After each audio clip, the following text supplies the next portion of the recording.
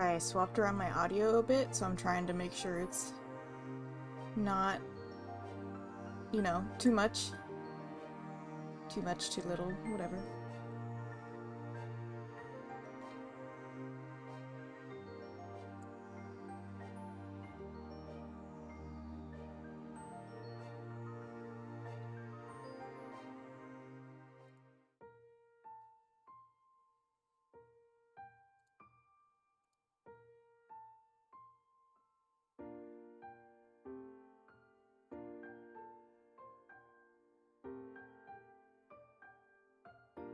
Right. Hopefully it's not super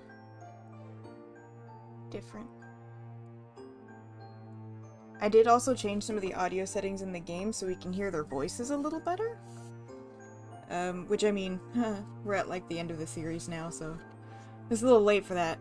I had it kind of low because hearing the characters do their minor voice acting thing can like bother me sometimes. But I went and rewatched some of the streams and some of the voices are like really good. So I wanna hear them.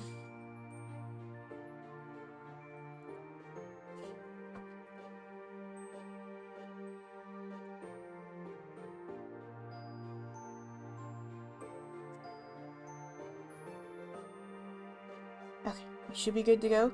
We got all the planning done, so now it's just the wedding. I keep saying that like, oh, it shouldn't take longer than like 2 hours or something. It should be great. And it's always longer than I expect it to be. So I'm not gonna say anything. I'm just... Hopefully we'll get through the rest of this by the end of today. Yay! Alright. So we just finished up all the planning. From there, the rest of the meeting was spent going over final details and the whole plan step by step. Baxter wanted to make sure you were on the same page and prepared for the events ahead. He shared amusing anecdotes of past weddings he'd planned. Some highlighted actual potential pitfalls you could intentionally avoid, and others were 1 in a million debacles. The most unbelievable was a story of a particular orchard ceremony from the year before. The stage was set with flowers, a walkway, seating, and wooden arch at the end. He was looking on in a final survey, primed for the guests to arrive, when an out-of-control truck with a back end full of apples drove straight through. Holy shit. The driver was unharmed when he got the truck to stop, and the couple were still married, albeit in a much simpler arrangement, but Baxter distantly remembers the almost comedic surrealness of it. That'd be weird. What do you even do about that? A truck drove through our wedding that we paid for, everything's destroyed, that kinda sucks. But like, you can't even do anything about it then.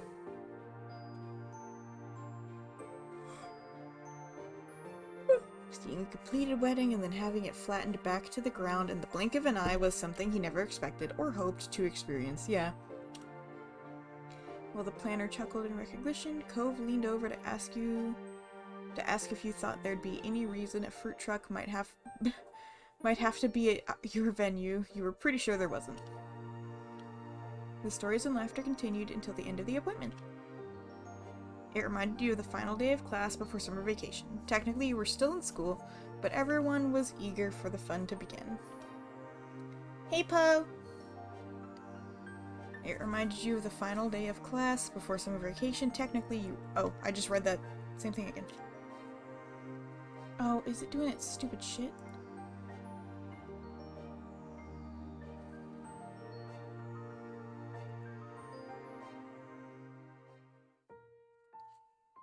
However, when you left the office, you had to wonder if you would ever go back there again. When you saw Baxter next, it would be at the wedding location. Maybe you would return someday if you and Cove decided to renew your vows and needed a planner again. No, this time this bitch is gonna remain my friend. Or maybe you could just visit as friends and not as customers, or maybe you'd try a different planner next time. No, he's gonna be my friend this time. Under the wide starry sky, you and Cove hopped into his car to head back. Despite having done it many times before, it felt completely different that time. After the click of seatbelts being snapped into place, there was a silence in the cab. None of the boisterousness from minutes ago had come along with you. Cove's expression was pensive as he rounded the curve and got the car out into the street. A gentle rumming resonated over you from wheels rolling across tarmac. That was the only word he managed to articulate before his mouth clammed up tight again. He had an internal struggle made visible, and ultimately he made enough peace with it to finally smile. Right now I have a lot going on in my head, you probably guessed that. That was loud. I'm wearing my headset too, because I'm trying something different. I typically don't actually like wearing my headset when I stream, but that all the voices are gonna be right in my ear, it's gonna freak me out. There's so much I want to say to you about us and what's happened, all of this. But it would probably make more sense if I said it during the wedding, right? Oh yeah, you're writing your vows, I forgot. His voice dropped to a complete whisper, but his grip on the steering wheel intensified. It's so close now. I'm so excited for my babies. Cove took in a deep breath through his nose, allowing his fingers to loosen again. That was followed by him answering his own question. Don't worry about it. Oh, it's so cute. Oh, it's so different when I have the headset on. Don't worry about it. Pretend this didn't happen. I can wait for you. Oh, come on, you give me a hint of what you're planning. You can say it whenever you're ready, if you ever are. Dang it, I'm so curious now. There's no way I can act like I didn't hear that. Thanks. You're always nice to me. I should hope so. We're getting married. That warmed you up inside. Nothing felt better than knowing he could rely on you. It's so cute. But there's a lot of other things I'm thinking about too. Like the fact that these are the last moments of our lives together, not being married. I guess so. After this, I'll be your husband and you'll be my wife. Unbelievable. Okay.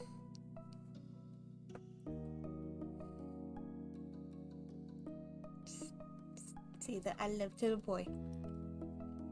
Twisting in your seat, you let the side of your face rest against the back of the chair. You rested there at the end of such a long project, watching your almost husband as he continued to drive ahead. True to real life, I'm never the one that drives. I hate driving. The two of you are moving forward, full of hope and anticipation for the very near future. After days, weeks, years of waiting to commit yourself to the love of your life, the morning of your wedding arrived. It was a realization that hit you as you laid in a dark hotel room.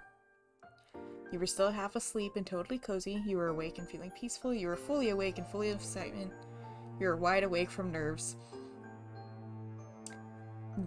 This would be me. Yeah.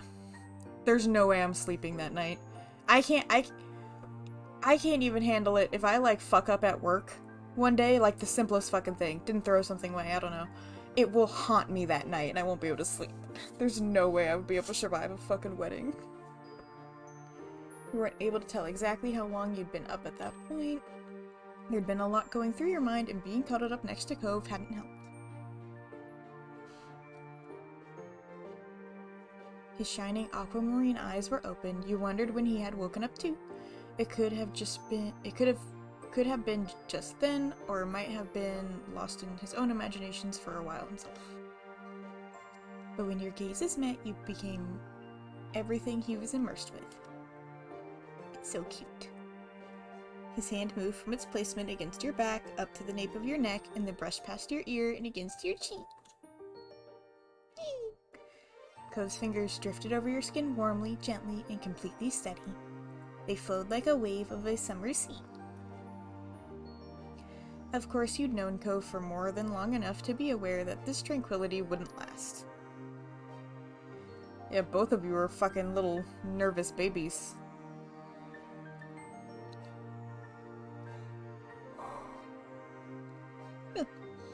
Once you officially got up for the day, you'd have to prepare for the ceremony. He would inevitably become, in the most complimentary way you could think of, a panicked mess. Don't worry, baby, me too. And at least you both match.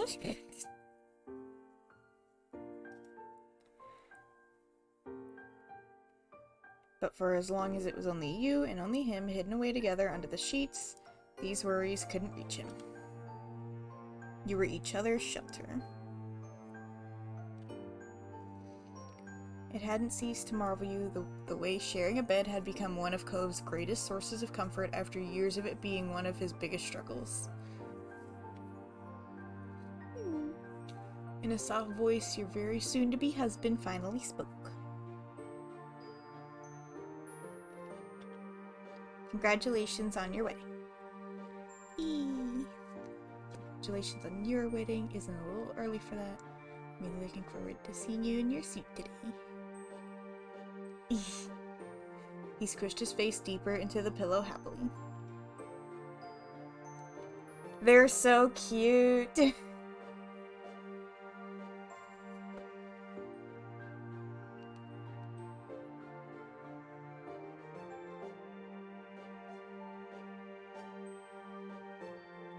Now got against him even closer. You ran your hands through his hair. His forehead, nose. Morning kisses. He hummed sweetly, pressing his mouth into the touch.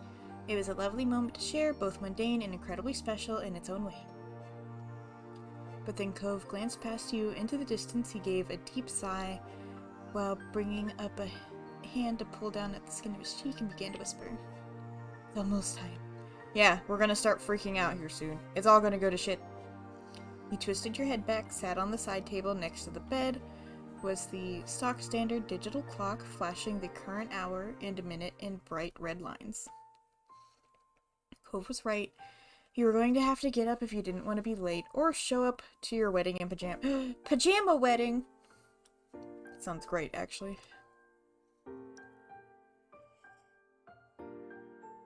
By the forlorn look on Cove's face, he would have honestly considered standing in front of all of your friends and family in pink striped shorts if it meant he could have stayed. Eventually, his eyes let go of the clock and his attention came back to you. Watching you watch him had let Cove basically read your thoughts. He developed a bent smile before speaking again. Would it be wrong to say 5 more minutes? Today of all days?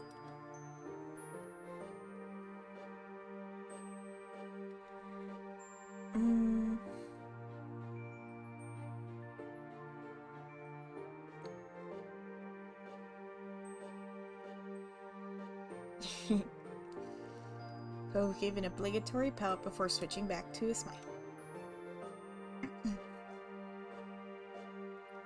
He flipped the covers up and pushed himself into a sitting position. Cove then dropped his legs down off the mattress so his bare feet were against the floor. My party is gonna meet me in the other room. You and your party can get ready in this one. After making it halfway up, he stalled and stared at the ceiling. You lifted yourself to be settled more upright. Right. Yeah. Cove's yeah wasn't directed at anything in particular. He was grasping to fill space, to buy time while he sorted his thoughts. We're getting married. I'm going to marry you. Oh god, here it comes. The gravity of the occasion fell on Cove heavier and heavier as he vocalized it. His hands gripped the sheets as if bracing himself from the weight. My stomach hurt.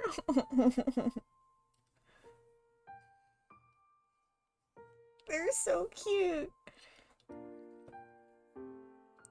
You weren't able to say another word before he jumped from the bed and sped around the full edge of it to stand in front of you on the opposites. Okay.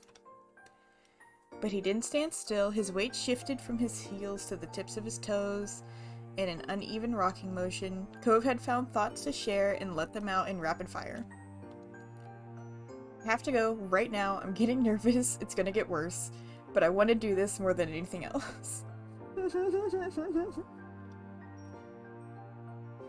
Your heart went out to the man you loved. You could relate all too well to the feeling he was confronting. Driven equally from fear and determination, Cove abandoned the bed completely and piled whatever he thought he might need into his hands to make a single trip across the hall.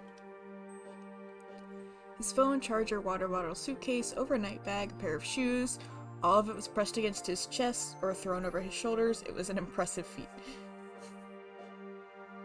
Why didn't you leave some of that stuff in the other room at the first place? Like, if your party is in there. Whatever. Bye, I love you. It'll all be okay. We'll make it through. Bye, see you soon. Don't force yourself too hard. I love you too. I love you too. Cove came around the bed where you sat once more and awkwardly bent his knees down to give you a kiss. You were careful not to knock anything out of his grip as you kissed him. He moved away without letting himself linger on it, though it had put a grin back on his face. And your fiancé strode briskly over to the door, yanked it open, and exited the room, managing to hold everything in arms and himself together. This is the last time you'd see him until you both arrive at the wedding. You were traveling separately from the hotel, but thankfully you wouldn't be apart for long. Yeah, fuck it. We'll wait till the wedding. We'll have some suspense. The room became completely quiet in an instant after Cove's whirlwind retreat. With great effort, you pulled yourself away from the safety of the blanket. Cove had done it, and you wanted to do it for him too. Your clothes were hanging up against the door of the small hotel closet, and you went over to double-check the outfit. It all looked fine, you assured yourself, while taking slow, calming breaths. Everything would be alright. From there, you went into the bathroom to brush your teeth and shower before everything else. Once clean and dry and half-dressed, you went back into the main space of the hotel. Your phone lit up with a new message, and you glanced at it. The wedding party had arrived. They were in the lobby. Just come up to the room! You put your own phone down to pick up the hotel's landline. When the desk manager answered, you explained the situation, and they promised to lead the group to your room. Maybe it's just me. I usually just text them which room I'm in. I don't know. The call ended simply. A short time later, a knock vibrated through the heavy front door. You answered it right away. Liz was there with a smile to greet you. The rest of the party filed in after. Congrats and hellos were exchanged as they passed. Thank you for helping. You decided to do your own hair. You had a stylist coming to do it. You decided to have Liz do your hair. You decided to have Lee do your hair. Oh! I feel like Lee would be great at hair, though. And you'd put on makeup, your hairstylist would put on makeup, Liz would put on makeup for you, Lee would put on makeup for Miranda. I think Liz would do that. Liz knew the arrangement and would make sure it stayed on track. You and your party got right to work, changing, primping, and polishing up for the occasion. You got yourself tucked, zipped, and buttoned into your dramatic dress. Is it that dramatic? I guess so. When a series of rapid but not especially loud knocks struck the door. Are we gonna get to see them in their bridesmaids' dresses? Did we never really talked about what they would be wearing? Only a few people could come to the room without approval, and the sound was not Cove. There wasn't any of his usual notable pauses between knocks. That left only one other main option, you thought, as your maid of honor went over to answer the door. Hello, hot boy. There on the other side was your partner in this wedding journey, Baxter. His outfit looked as though he'd reverted back to his teenage self. It was all black. I mean, his other outfit was just purple and black. It's not that serious. But you were aware that staff would be dressed from top to bottom in dark shades to be recognizable to the guests as employees and not as possible long-lost cousins twice removed. I would never have invited those people, so... He offered his polite greetings of his own to you and your party. Hello and very good morning to you. Hi, good morning. You look incredible already, but don't fret, I won't interrupt the process for long. How are you?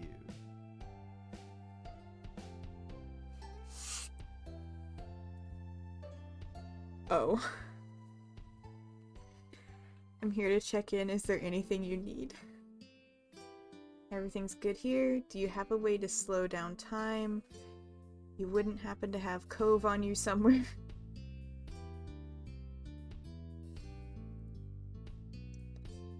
The curve of his smile pulled ever so slightly higher. Wonderful. Though let me add, I also came in order to keep you informed on the wedding status.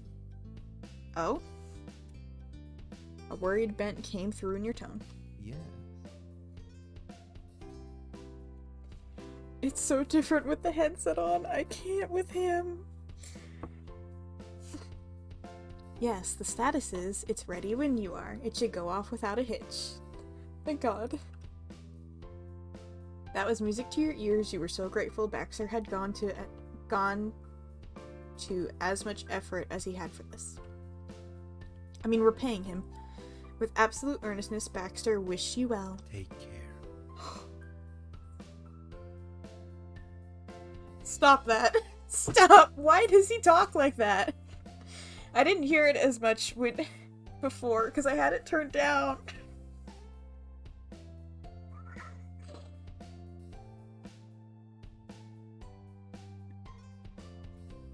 I'll let you return to your preparation. Bye, thanks. The frantic mood of wedding work swept back in with no further distractions.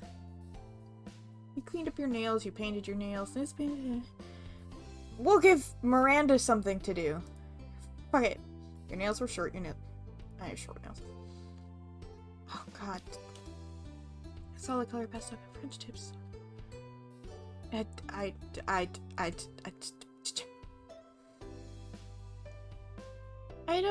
don't know. Maybe I should have just said nothing. I don't know if I would have even done my nails. Just made them clean looking, I guess.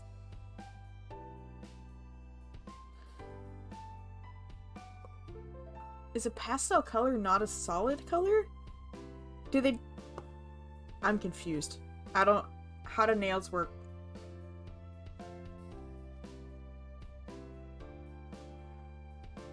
What does that mean? Fuck it. This is a stupid question. Your party was there to get you through the whole morning of preparation. There were laughs and a few tears, all happy. There was a time investment, however, and the look did eventually come together. Your clothes, your hair, your makeup was all set to what had been planned for the day. Oops.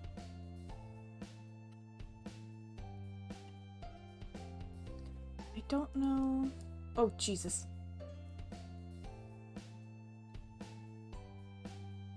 You glanced down at yourself, fully dressed to get married. You did a happy twirl, grinning satisfied with yourself, swallowing hard, wiping your brow, relieved. We'll do a little twirl. We have like a fun dress on. You stood in the center of the room, and after a moment to yourself, the rest of the group surrounded you. She's so cute! Are those the dresses? Oh, she's so cute! You've never looked better. That's saying something, just saying. Aw. Are they all different? They are all different, and they're all purple. I bet the color changes. They're so pretty. You're dressed to a T. Aw, so cute. Miranda looked on, completely starry-eyed and amazed. And then the moment had arrived. Your body felt hot under your expertly tailored clothes. You couldn't hesitate any longer. Oh, expertly tailored. I'm so stupid. Your wedding was about to begin, and Cove would be there when you arrived. Eee! You took a deep, steadying breath and stepped out into the hallway.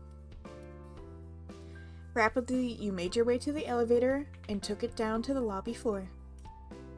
It didn't take very long to weave across the hotel lobby and exit through the front doors. Outside, you immediately spotted the rental car and was sent in to bring you to the rental car. None of us have our own car? We're in the town, my mom... Whatever. You slipped into the car, and your maid of honor tucked in for you. These just seem...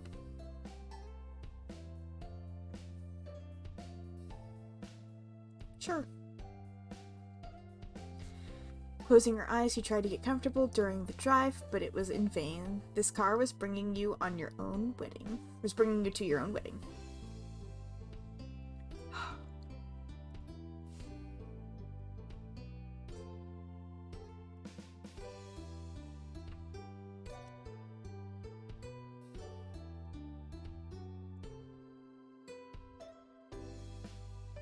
Hold on. I'm gonna see if I...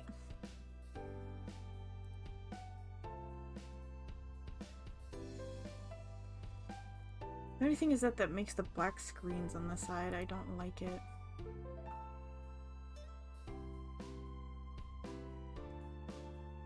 Oh yeah, it fucks it all up. I'm trying to see if I make it full screen, if it'll stop doing that stupid shit it's been doing, so I can stop fucking with it.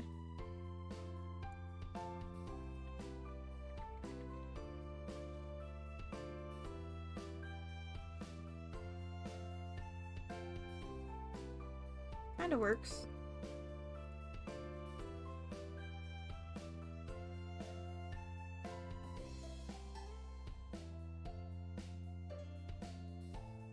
Sorry. Okay. Let's see if this maybe I won't have to adjust it now. Because it's driving me nuts. Glancing out the window, your eyebrows raised in surprise because you recognized just how far you were from the Poppy Hill. It would only be a few more minutes until everything you'd been working towards would finally come to fruition. Eee! I'm excited for them. Your nerves hadn't dampened at all. You were being settled down. Your nervousness was replaced with building excitement. All your nerves were gone and you were filled with pure happiness. This is, I mean, it's somewhere between this, right? Like, you weren't exactly sure when the switch happened, but you were fidgety with exhilaration. You absentmindedly tapped your index finger to the tune of the wedding march. When you realized what you were doing, a happy laugh rocked you. Lost in thought, Liz smoothed out the few wrinkles in her outfit before glancing around the back seat. She then turned your attention to you, cracked a smile, and satisfied grin. Everything is already going excellently. Liz lightly bumped her shoulder into you. You teasingly rolled your eyes in response. Great work, little sis. Eee! Thank you. I'm so glad you're here. You reached over and hugged her. You teared up. Maybe not in the car. Liz crossed her arms, her face smugly lit up, and it took all of your mental strength to keep a neutral expression. You should be. I'm your beloved big sister. I earned this front row ticket. She teasingly poked you in the shoulder for added emphasis. Shaking your head, a tiny laugh broke free. I wonder if you pick like a more so you can pick how formal and how casual you want this to be. So I wonder if their outfits are different if you pick a more casual version. She teasingly poked you in the shoulder for added emphasis. Shaking her head, a tiny laugh broke free. Baxter wasn't kidding earlier when he said that the hotel was near the ceremony. The trip was already over and there wasn't another second to spare. Oh god!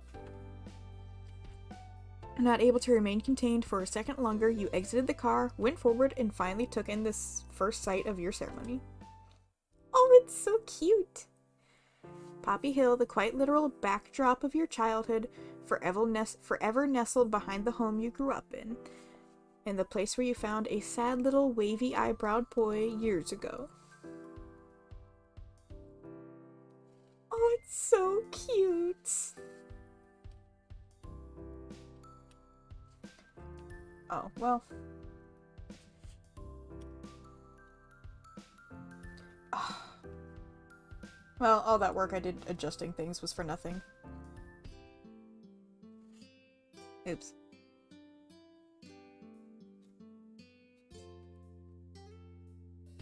Oop. Oh, this is killing me though. It does this. It fucks me over.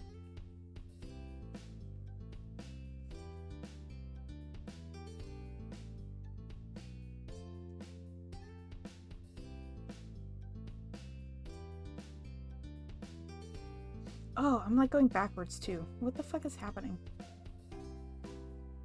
Alright, bear with me, I'm so sorry. Hold on, I'm just gonna fix this again.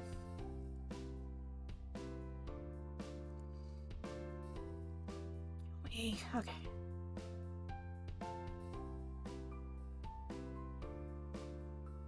Meep.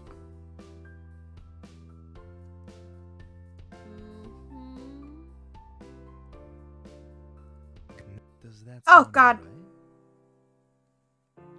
Fuck me, dude. It's killing me. Now, Fuck me. This game is fucking pissing me off, actually. Okay. We're just gonna go through normally. God damn it.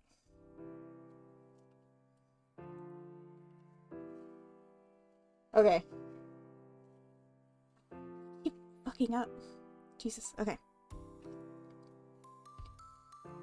We saw nothing. Nothing happened. Shh. I literally was like actively not looking at the screen. Your planner had immediately been informed of your arrival and came to greet you right on schedule. good afternoon. Why do you have to talk like that? How good to see you again and so soon after the last time. Ha ha ha ha. He tilted his head in your direction and casually while chuckling. You stood tall, smiling wholeheartedly, which was all you'd been able to do the entire morning. You could imagine how tired your face would be once it was over, but that was a problem for future you. Then all presence of casualness for the day left Baxter's poise. A bright fire lit up his dark eyes. Now, It's showtime, let's get into our proper positions.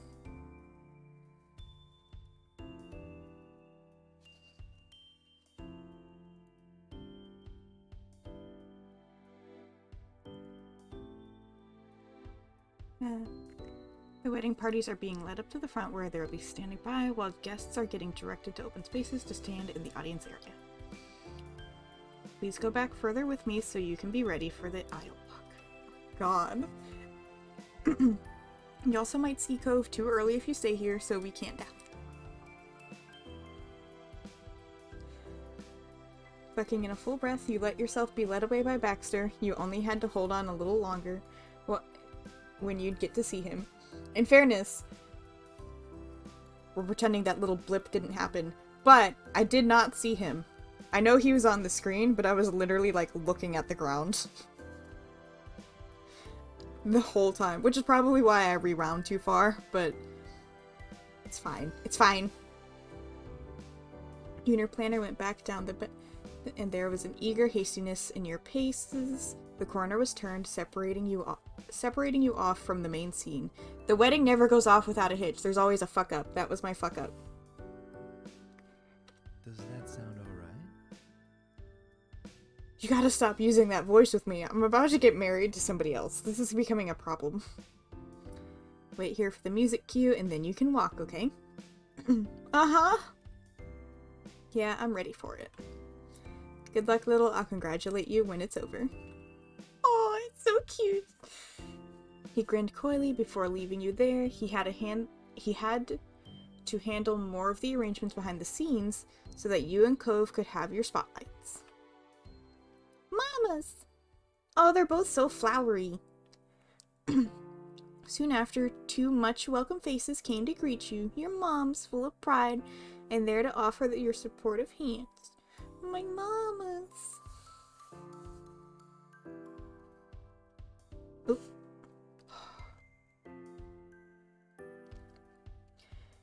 They were able to get their arms around you, making a secure link between the three of you.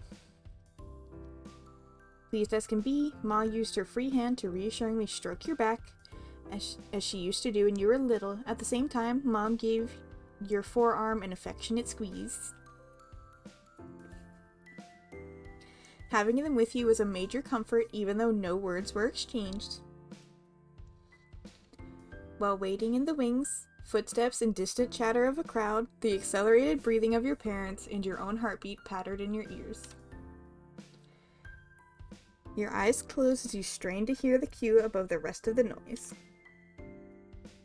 But there was no need. You knew the moment had arrived when everything in the distance went silent. It even felt as though your heart froze in place, not wanting to be the one thing to interrupt. And that was all you needed to move forward. You began to walk to where you knew he would be. Oh, shit. Ah, don't do this.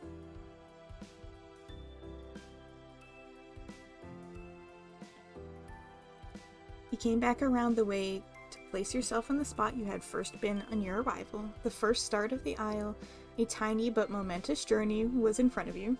My god, I would be so stressed. I'm stressed right now and I'm not even actually doing it. No. His hair is all down. It's pretty. He said he was gonna do it. I don't consider that doing it. It's just down, but that's fine. You lifted your gaze to the end of it all, past the flowers and the guests, to everything else that was between you and your destination. He's so cute. Aw, he's all teary-eyed and stuff too. Baby. At long last, what you were anticipating came to be. You saw him again waiting for you, ready to marry you. He was breathtaking. He was right there with shaking legs and crystal clear blue eyes dripping with heavy tears. You never beamed brighter. You were an absolute sobbing mess of emotions. You laughed softly and the tears began. I don't know if I'd be crying. I'd be like anxious. You were stone stiff from nerves. You were unsteady on your feet, afraid you might faint before even Cove had the chance. You had to resist the urge to. You watched as his mouth opened and closed as if he was speaking directly to you, though he was much too far away for you to know what the words were. The crowd was full of joyous smiles and loving glances, but no one made a move to distract you or Cove away from each other. You wouldn't have noticed if they had tried. All you were aware of in the entire world was the fact that every step brought you nearer to him. Step by airlight step, you fluttered along. No.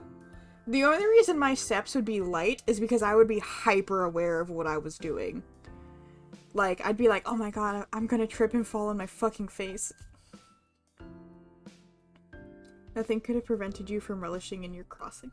Not that, like, it's not a problem if you trip and fall, it's just I don't want people coming up to help me and, like, be like, oh my god, are you okay? And it's like, no, just ignore it, please. Please pretend it didn't happen, it's fine. We're just gonna keep moving.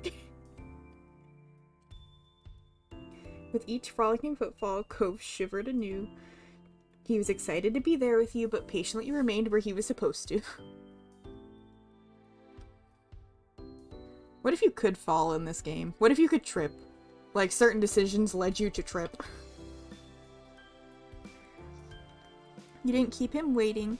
When you arrived at the end of the aisle, you let go of Mom and Ma and immediately came to stand face to face in front of Cove. Mom and Ma watched on, heartened, before quietly joining with the rest of the guests. Softly, Cove's lips parted again, and finally that time you knew what it was. Your name. He lifted one hand to caress your cheek. Stop, people are watching. He brought his head lower to be closer to yours, his fingers advancing further to touch the edge of your eyes. Ears. Fucking... I got closer each time I said it. Tears of joy began to fall from your eyes. You felt overjoyed. Tears of joy began to fall, and you pressed your forehead against his. You felt overjoyed and pressed your forehead. Again, I don't know if I'd be crying. The delicate way he held you brought so much comfort. Full of love and gratefulness, you nuzzled against the one person who impacted you in such a way. Hi, Mixie! A hush came over the crowd as the just of this piece began to speak. It was time. The ceremony speech flowered over you. You listened to each word, but sentences faded out of focus the second they had passed. It was like being in a comfortable dream. There was a safe sense of distance from the world as your consciousness drifted around within it. What did break through to you were Cove's bashful gestures, shuffling feet, quivering eyes, a palpable nervous energy that was barely swallowed down. Aww, baby. Not one single moment went by unnoticed. Movement. And now we'll be holding... Oh, I forgot I added the sand pouring part. Oh, I did make this long, didn't I? Oh, it's cute! At that, a couple of people assisting with the wedding carried over a small table by the ends and placed it down in front of you and Cove. On it were 2 glass jars filled with different colored sand and a large empty vase. Please select a jar. He chose the jar closest to you and held it with both hands. Cove picked up the other automatically, held the glass up to his face to get a better look at the sand. We do this to symbolize our journeys in the world, our lives. Your lives led you to cross paths and you found great joy at each and every intersection. The jar each of you are holding represents the individual lives and choices you've made until this very second. And with this pouring, the officiator gestured to the center vase and you glanced at Cove. Instead, he gave you a reassuring nod and you both began pouring the sand. Our journeys have intertwined, and like these grains of sand, they cannot be separated the same way ever again.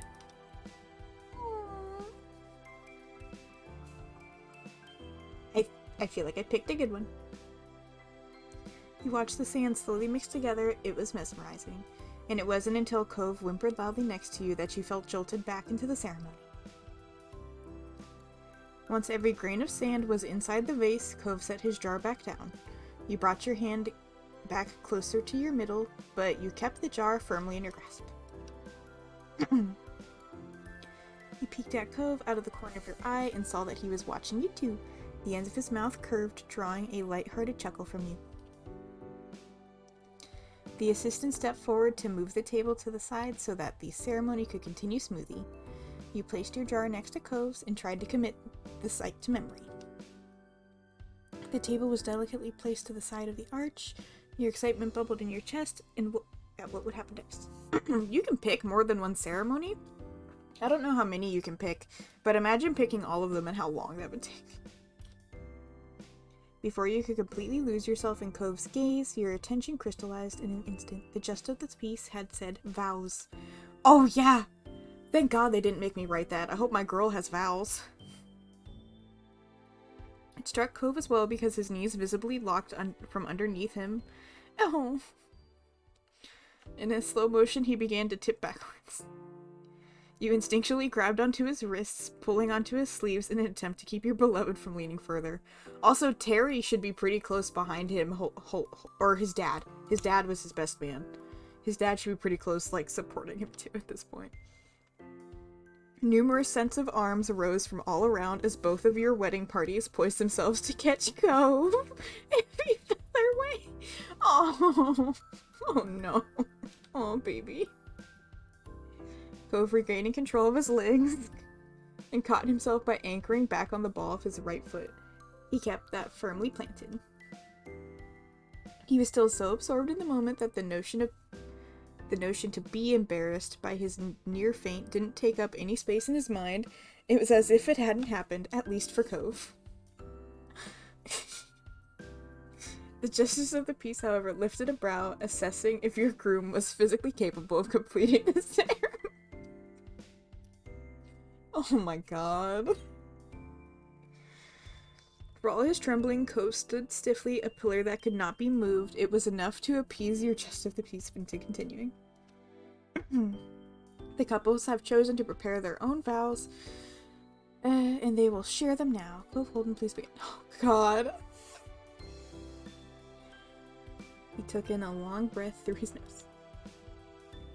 After so much buildup in the wedding and all the effort that it took to create it, it was the final hurdle for him, articulating his deepest feelings about you out loud.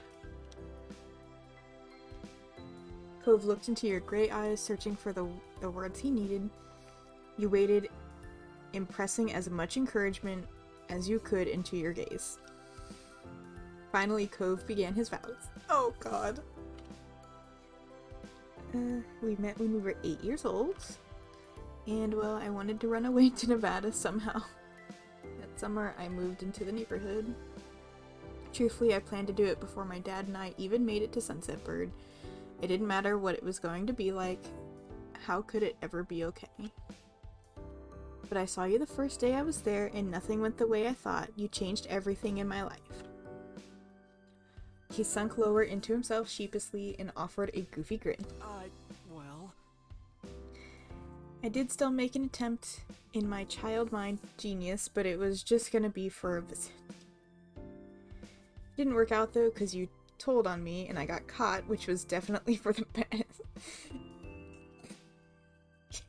You were the person I needed when I was so little and so lonely, and you still are the one I need right now. You and me are a couple of rotten eggs forever. Every far-off image playing out in his mind brought further joy to Cove's features. He laughed nostalgically. You'd pick my side over your sister and put up with me even when I'd be pretty selfish. You were there for me when I was actually upset. Thank you. Oh, I got to have a childhood thanks to you. You didn't let me lose it all because I was sad. I had someone I could make those memories I cherish with. Making sandcastles, watching the clouds, catching fireflies, and everything else. But a really big deal to me then was my dad's deal. Oh god, are we gonna bring that up here? How he offered you $20 to be friends with me and you told me the truth about it. That's not something we bring up here, Cove. Cove's voice broke completely. He swallowed heavily before trying again to get the words out. I'm uncomfortable. Felt really bad about it. I didn't even know why for sure. Maybe I felt like nobody could ever really want to stay with someone like me. All I did was cause trouble, and my dad was proving me right. If he thought he had to pay someone to be with me, it must have been true. You didn't leave, even though I tried to push you away then, and you've never left. I was wrong. I wasn't just a problem, and I could believe it because of you. I'm so glad. I'm still amazed how we kind of got together when we were just 13. Shh! Did we ever tell anybody that? Shh! He tugged at his collar while bouncing on his feet, the exact picture of giddy schoolboy. He's outing me! Shh! But even still, stop! Oh, baby, I love you. But you're killing me right now. This would kill me. So many things seemed harder than before. I'm definitely glad you're around to help me survive it all. Especially my, in hindsight, painfully obvious crush on you. That felt unbearable to me, and I bet it was probably frustrating to everyone who was watching too. I could barely manage sitting next to you on the bed and sharing a smoothie with you.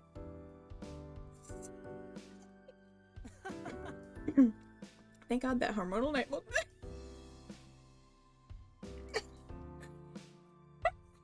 I can't. Genuine relief came out from Cove in his... But I don't know how I was supposed to act normal when you'd look at me so nicely with such beautiful... This is long. Mine would literally be like 3 sentences because there's no way I could bear to like say more. No fucking way. Oh. He began to get taken into them as he spoke, his own eyes growing hazy and his smile wobbling. Cove shook his head and forced himself out of the self-inflicted trance. That was the time I started sneaking out to visit you I know they know about that. I know the parents know we did that, but you don't say this. I mean, you can, but Jesus. I wanted to be with you when I was happy or when something was wrong. I couldn't stay away. Lucky for me, you didn't mind spending your days or nights in my company.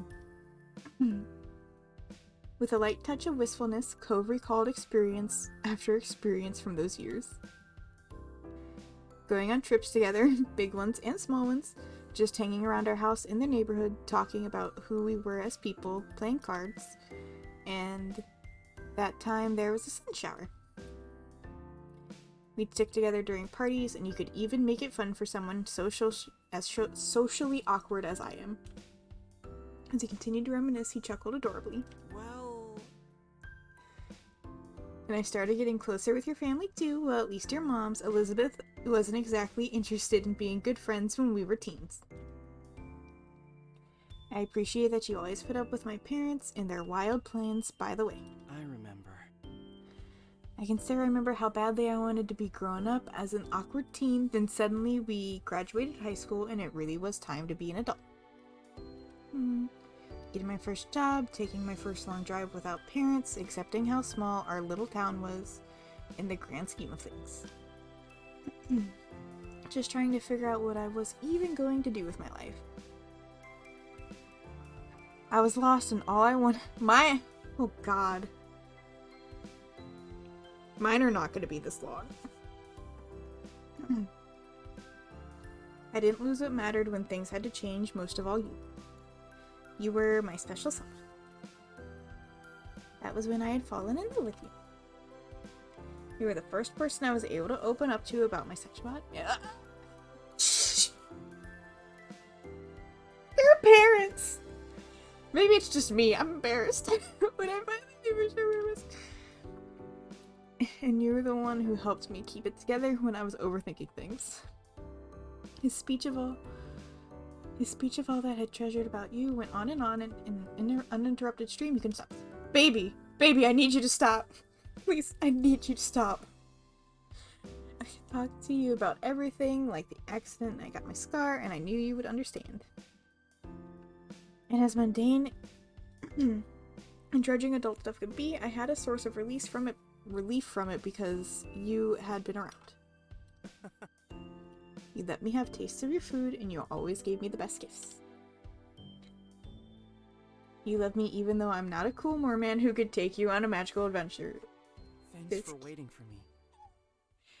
And you lived with how long it took me to be able to do anything romantic. I was feeling a lot. I didn't do great at managing it, but I was so clingy too, I never wanted to be apart. I think I'm a little more of a big boy about it now, maybe? Don't say that. Just... He at long last stopped to breathe before his emotion-driven attempt to convey himself continued in full force. Oh no! You make me happy in ways no one else ever could. And well, a lot has happened, huh? We're definitely adults. We're at our own wedding. It's okay. We made it through it all the months and months growing up, and through making this day happen. Though with how nervous I was, I think I might have worried the planner that I would convince you to elope just to get away from it all. But you breezed past the pressure like it was nothing. I love your sense of humor. You're such a charming human being. It was the happiest moment of my life when you accepted my proposal, until now anyway. I couldn't believe you wanted to be with me as much as I wanted to be with you. I don't want to try to imagine how many tears you've wiped away from me in all these years. You helped me have the confidence to grow into a man, and you can still make me feel like a kid again. With you, nothing ever really ends, it just begins again in a new way.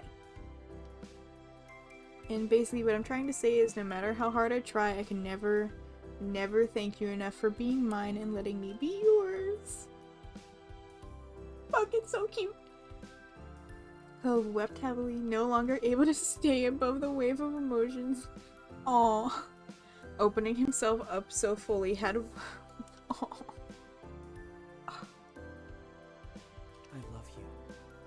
I love you so much, little. And he futilely wiped his sleeve against his eyes. Every tear the fabric caught was immediately replaced. Those are my vows. I don't know how you're supposed to end them.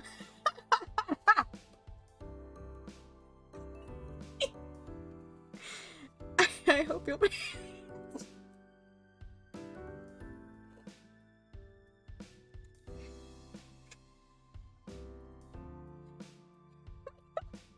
I love him so much. You were so touched by his words, you couldn't stand how sweet he was. You giggled at the way he closed down. It was just like him. God damn it, the game is calling me out! You struggled to keep your own feelings in check. You were absolutely stunned.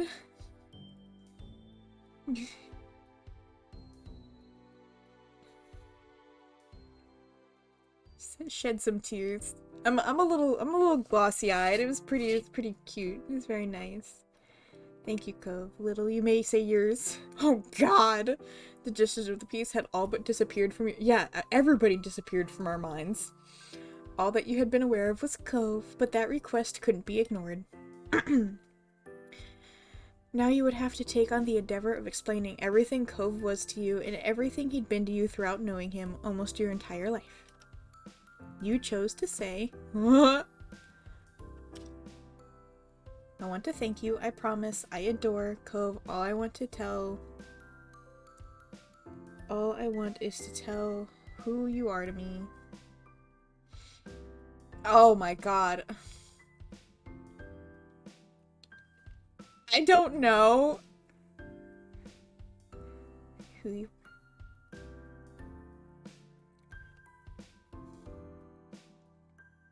fuck it. The way you angrily sip your drinks, what the fuck?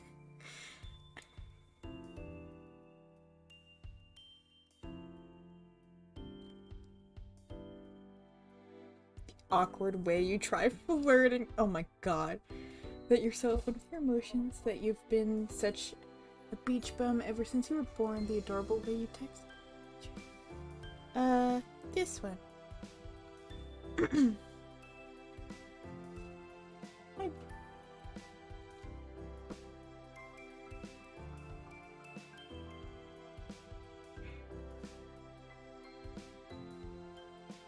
Or can I just leave it at that, please? Can I just move on?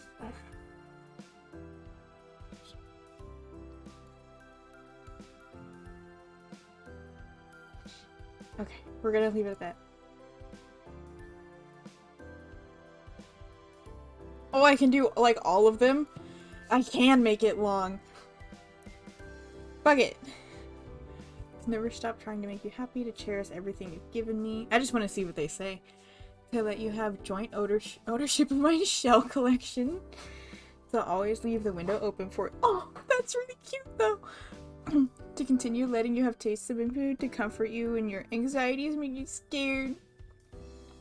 To still love you, even as we both continue to grow and change. To wait as long as you need for everything. To wipe your tears when they fall. To get you a house directly on the beach someday. To go along with your spontaneous dawn adventures. Okay, hold on. I saw like 4 of them I actually really liked. Ah!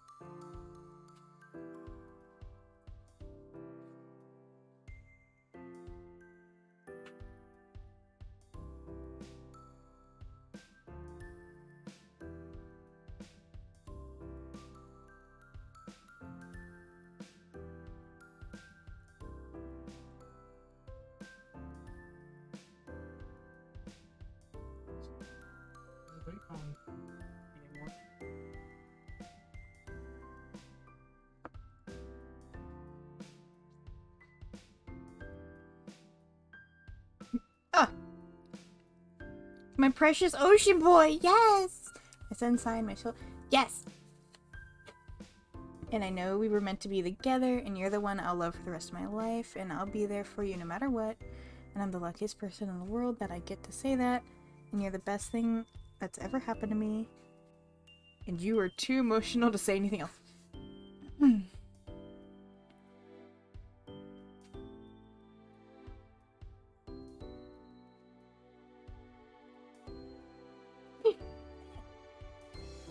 So cute!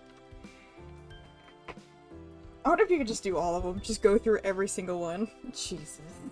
It's basically what he did.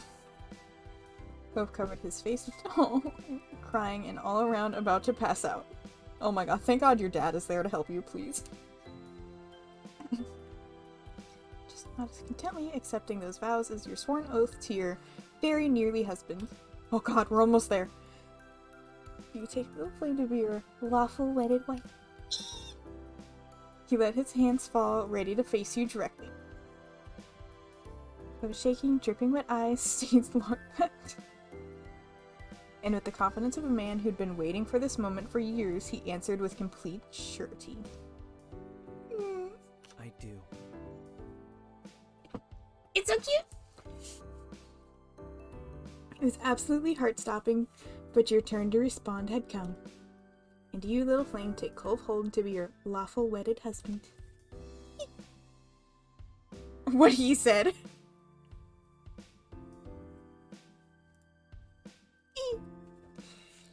Cove's smile was radiant and his tears were constant. You'd sincerely made him happier than anything ever had. Your maid of honor and Cove's best man stepped forward. They each held out a small box that contained a wedding band. Cove's hand shook as he reached for the tiny treasure chest. With a focused furrow on his brow, he accepted the black ring, and the purple amethyst sparkled gorgeously in the light. You gladly offered your hand to Cove, and he cradled it gently in one of his own. For a few seconds, all he could do was stare at your skin. Cove was so still for a moment, but then he used his free hand to bring the band towards your fingertip. Oh! It's so cute!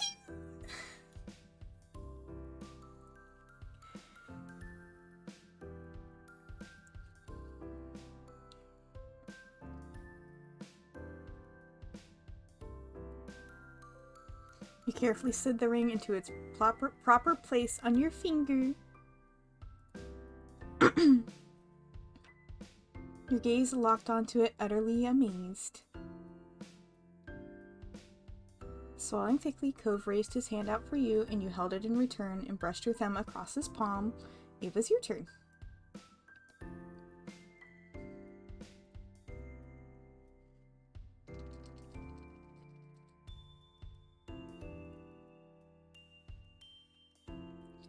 With that, you retrieved the matching ring from its box. It slid onto Cove's finger beautifully. He gasped under his breath, fixating on the ring.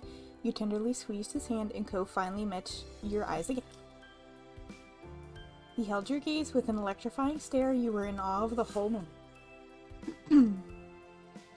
Then, by the power vested in me by the state of California, I pronounce you husband and wife. You can now kiss. Oh, Cove's knees may have started knocking together once more, but his gaze was nothing but eager. You reached for each other in a loving kiss. You kissed Cove on the cheek, kissed him on the forehead. You threw yourself. Fuck it! All in. Waiting even a second longer was impossible. You sprang forward like a shot and tangled yourself around him. Your husband stumbled, but was able to keep proper hold of you as you knew he would. Yeah, he's strong boy. He's sweet boy. Your lips connected with Cove's in an urgent expression of your love for him. He returned the kiss just as neatly. After your faces shifted away just a hair's breadth, you could see one another fully. His expression was wholly adoring, and you could still feel his warmth lingering. The crowd erupted with cheers and applause around you. Giddy, you ducked your head towards Cove's shoulders and laughed. Peeking over at Cove, you realized he was barely paying any attention to the jubilance around you both. Instead, his gaze was solely fixated on you. He gently took your hand. He linked his arm with yours. He walked at your side. Oh god, we're not bridal carrying. It would be so cute. But even in this fictional world, just thinking about that makes me nervous.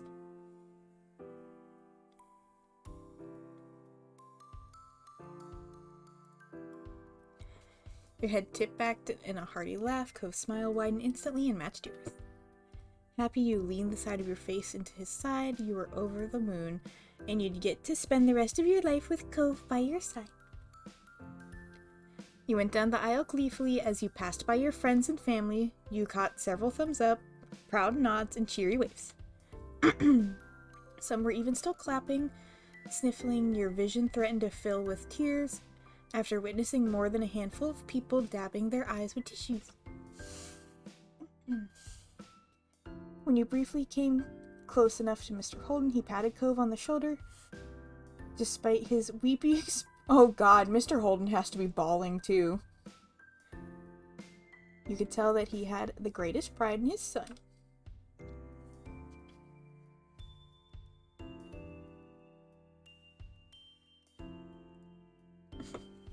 Your skin felt embarrassingly hot. You were grateful for everyone that came to the ceremony, but right now, there were too many eyes on you.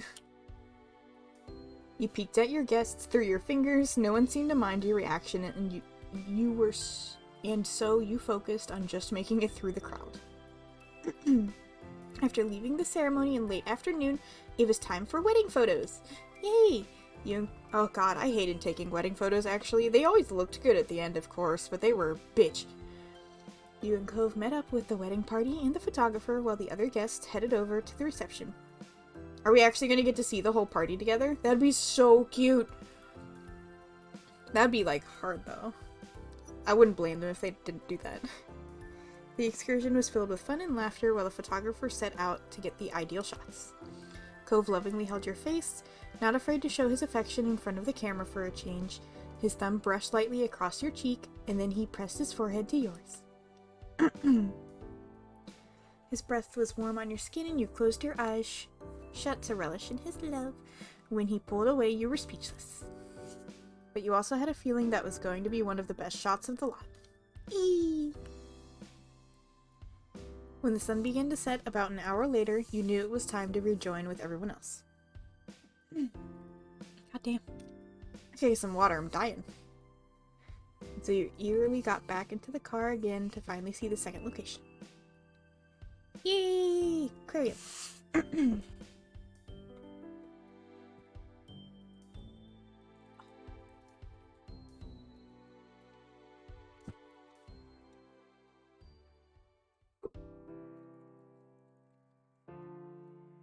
You and Cove entered through the main doors and into the reception space. There your friends and family were patiently waiting for this moment.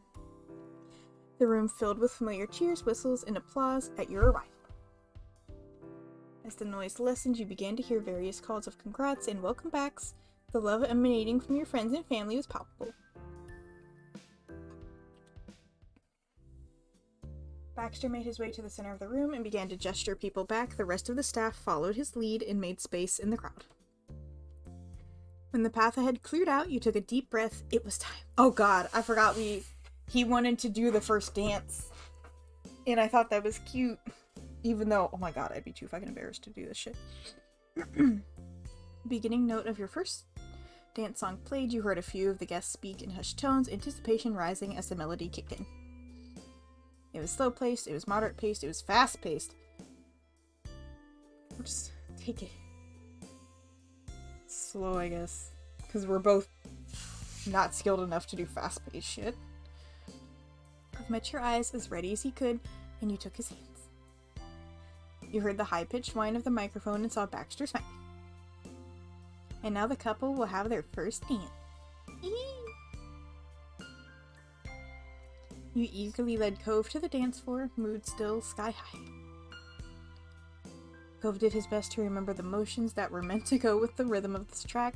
His long, deliberate steps were very careful to not land anywhere near your toes. Aww.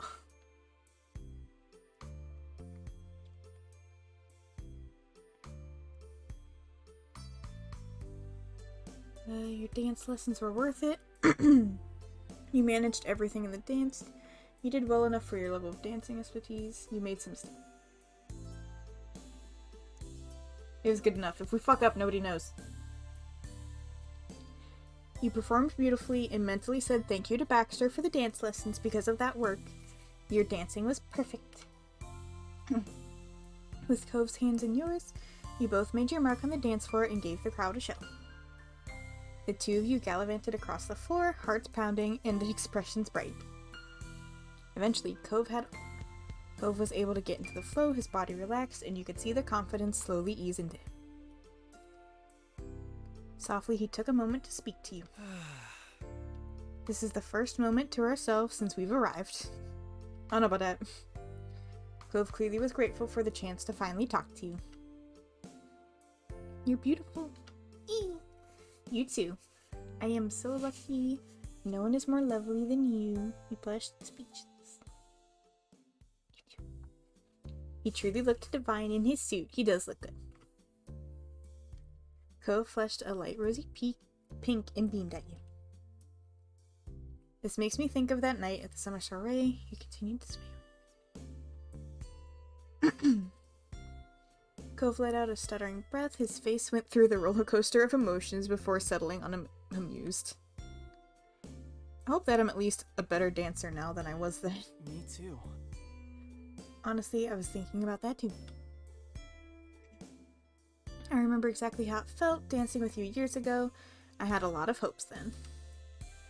I wanted it to last forever, but I also desperately wanted to skip ahead so that I'd know what things would be like for us in the future. And now actually we're here, we made it. Cove sighed dreamily as he looked into your eyes. Thank God the ceremony is over and we can just be married now. Not that the wedding is bad. He winced as soon as he realized how his words sounded. He shook his head. I just kept thinking that I'd ruin something or something terrible would happen.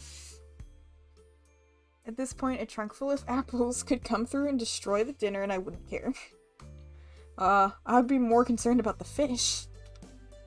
Feel the same way. I'm touched that you wouldn't get depressed over missing out on a meal. Please no. You're so adorable. Now that would be something to remember.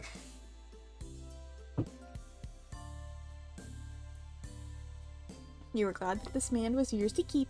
He was the cutest. He is the cutest.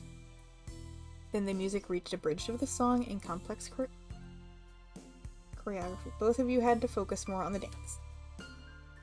That stopped your conversation in its tracks, and the two of you became absorbed into dancing once more as the song's end grew closer and closer. The final note was struck, and the dance ending in a spitting flourish. The dance ended with you dipping Cove. My little 5-foot ass dipping his tall bitch. He's like, no way in hell. With Cove dipping you, the dance ended with you both landing a final step. The dance ended with a bit of a stumbling, but traditional, why not?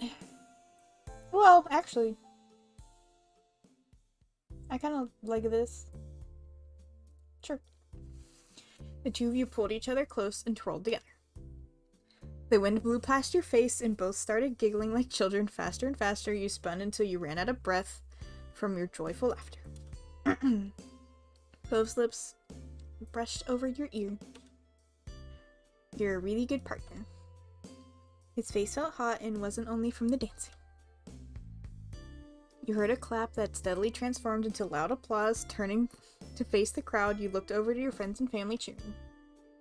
You bowed, you curtsied, you bid your own mini celebration dance to mark your success. You wiped your brow. Your shyness reared its head and you had to look away. You grinned at all the encouraging faces.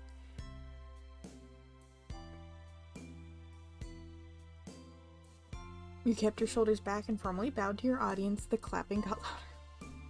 Tilting your head back to your husband, you caught his proud smile.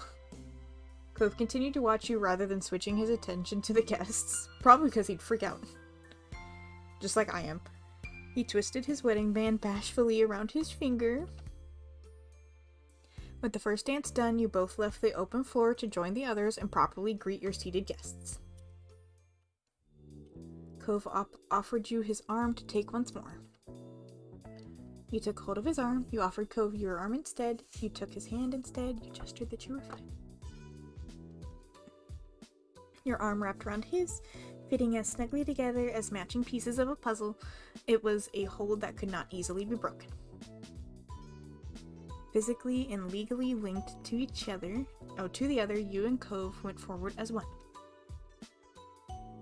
After only a few strides, you'd arrived at the nearest table in the arrangement. It had close family all the way around, including your mom and Ma.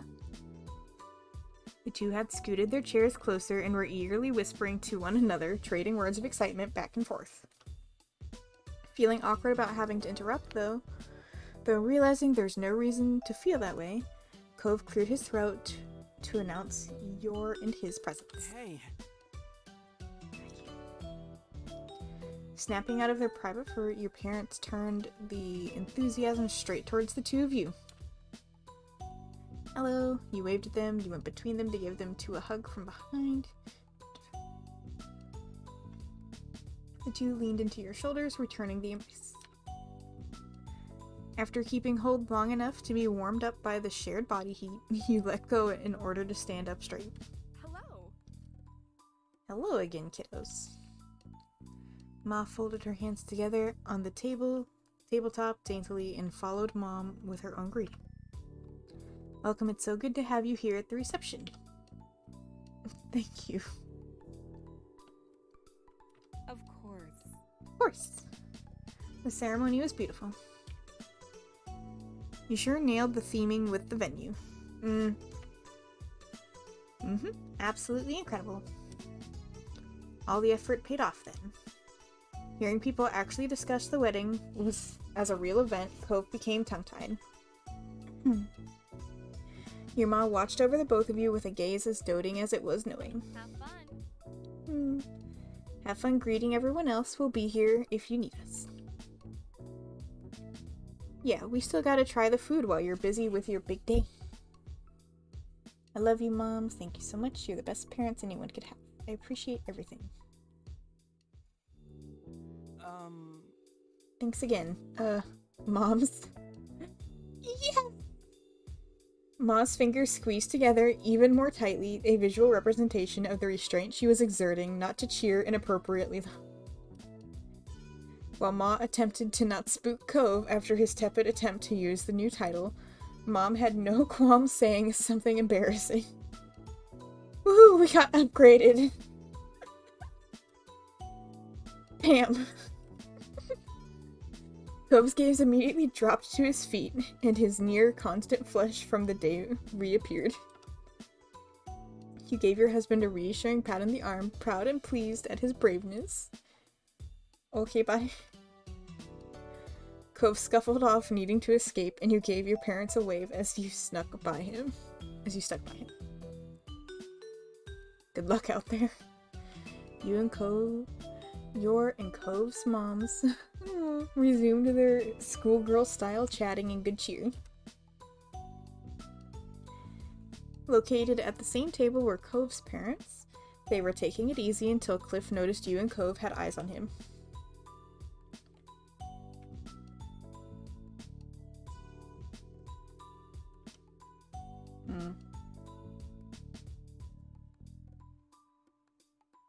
Okay. His grin ramped up to 1,000 watts.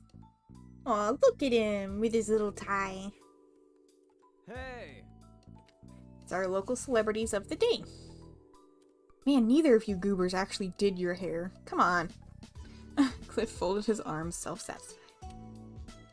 The wedding's all been going to plan, I'm pretty sure.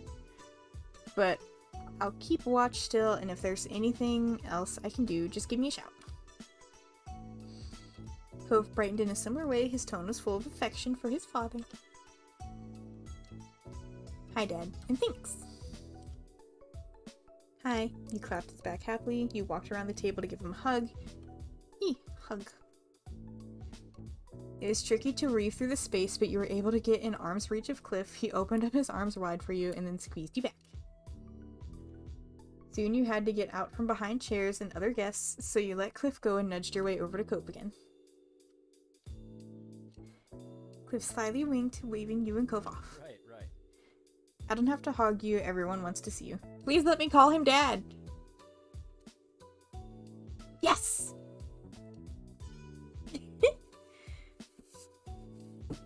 A loud gasp escaped Cliff. You glanced over at Cove for his reaction. He grinned sweetly with misty eyes, agreeing wholeheartedly with your statement. Now all that was needed was to see if you'd get Cliff's own acceptance. You didn't have to wait long for it. Overwhelmed with emotion, his voice squeaked at first, but he barely noticed he was beaming with joy. Of course, I don't know how I ended with two kids as good as you. Yes, Dad. Sweet Dad. Cliff surveyed his 2 children proudly with his chest puffed out. I have to say, well, actually, I'll say it a little later. You'll have to wait for my big speech. Oh, no. Oh yeah, we have to do all the speeches. Here it comes. Get ready, little. Come on. Come on, sport. It's gonna be great. I know. They look so good. I love you. You're an amazing dad. Thank you for being here. You're amazing yourself. Yee. Then finally you rounded the table's edge and reached the side where Kira sat. Mama! She was patiently sipping at a steaming cup of coffee. Oh, my kind of girl, drinking her coffee. Placing it down when she noted it was time for the meet and greet with the 2 of you. Hey. Hey, Mom. Oh, she's so pretty. Everybody's in their purple outfits. They look so nice. Hello, babies. Hi, it's nice to see you. He leaned over to... We're hugging everybody. Everybody gets hugs. It took some stretching, but you were able to gain enough access to Kira's space in order to give her a solid hug. She put her arm around your shoulders gladly. You shared that affectionate touch for a moment and then shifted yourself back up. Thanks. Thanks for coming. It's really nice to see you. It's fantastic to be here. This has been wonderful. Also, that was a marvelous dance, such an incredible way to make an entrance. And I'm impressed you found this place. Talk about I hit the button. I'm the worst. Talk about the perfect locale for my little ocean man. I like the fish. Cove kicked the tip of his shiny shoes at nothing in particular, and his shoulders shifted from side to side shyly. Cove was forever incapable of seeming like a full-grown man in front of his mom. Kira's brows bent as he looked on at him adoringly. But then she shut her eyes and brought out more energy. See you soon. I'll see you 2 again soon. You should go explore the rest of your exquisite reception. Oh, alright. We probably should do that. Bye. Bye, Mom. She froze for a split second. Her hand flew to her mouth as her gaze landed back on you. Slowly she lowered it, revealing the widest smile you'd ever seen on her face. In her gentlest tone, Kira cooed. Goodbye, baby. Cove was positively melting from happiness seeing you and your shared mom speak to one another that way. I love Kira. Mama Kira. I love you. I hope you have a great rest of the night. I really appreciate that you've always supported us. It was no trouble. You're good for him.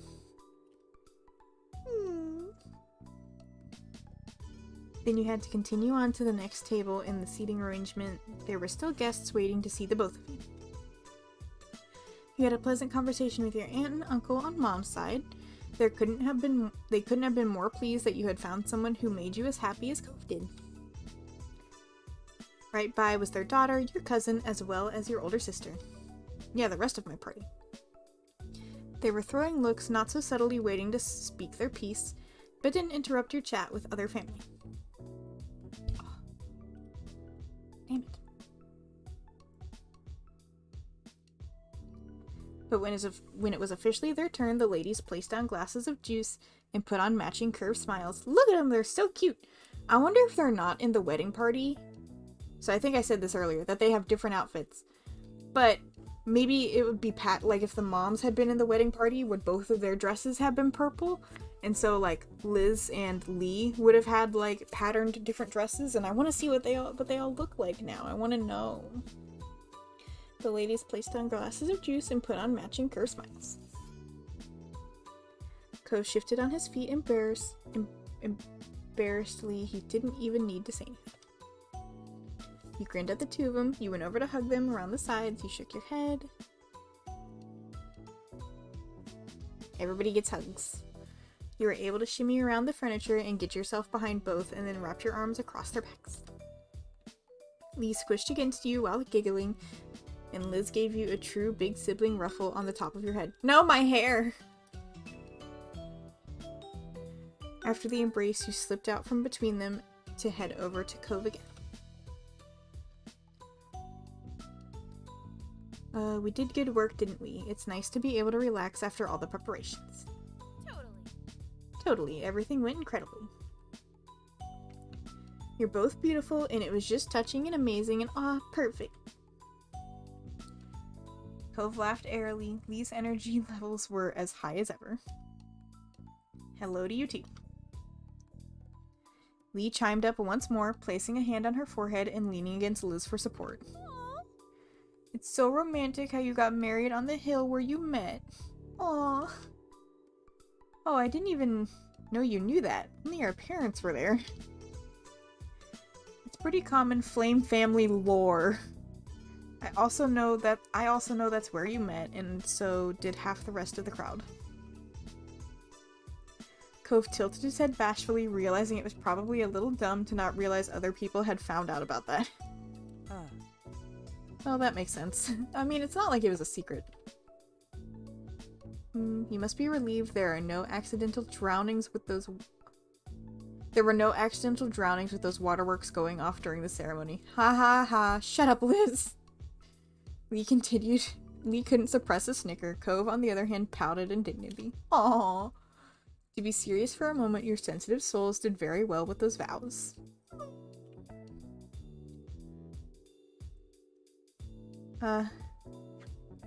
Thanks for all that and everything. It was nice to see you. Aww. You're so welcome. You're welcome. Yes, you are welcome, and thanks for coming to see us on your wedding tour. Congratulations to my good old baby sister and her special boy. I love you. Go enjoy your stunning future, Little and Cove. I love both of you. Bye. You gave a farewell. See you soon. I love you too. You're so glad you're my family. It means a lot to have you in my life. You know, one of these days we're gonna run out of ways to tease us. Don't count on it. Ugh.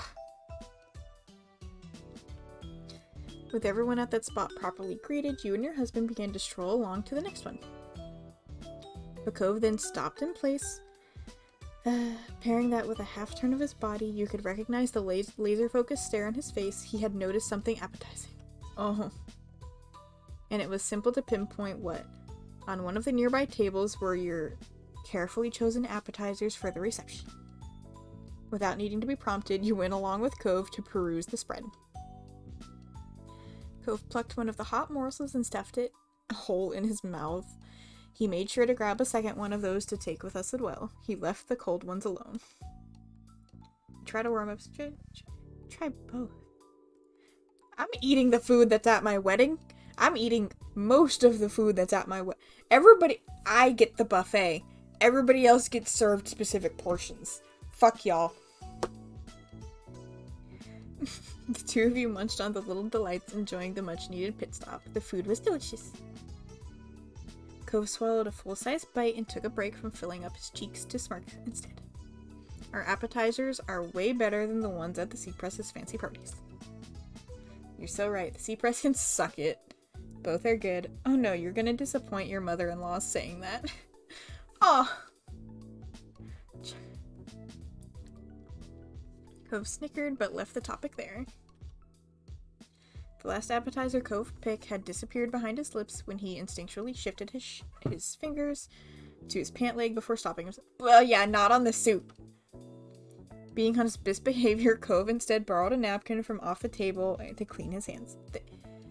Oh my god! Character growth!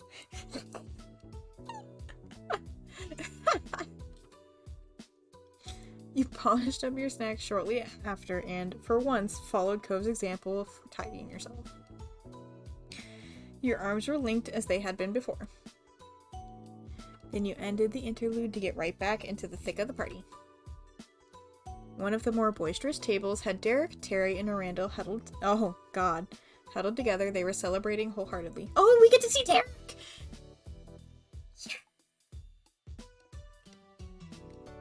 Hey everybody. That pleasant greeting was paired with a little wave and your friends turned in unison after realizing you were there. Oh. What's up? Eee, look at them all!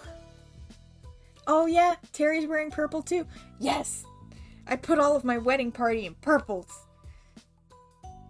I'm guessing that if like Derek is in the wedding party, his shirt would be like white, maybe. And then his tie would be purple, or his shirt would be purple and his tie would still be black, or something like that. I'm convinced they would have like similar outfits, it's just different color scheme. Sup, and congratulations.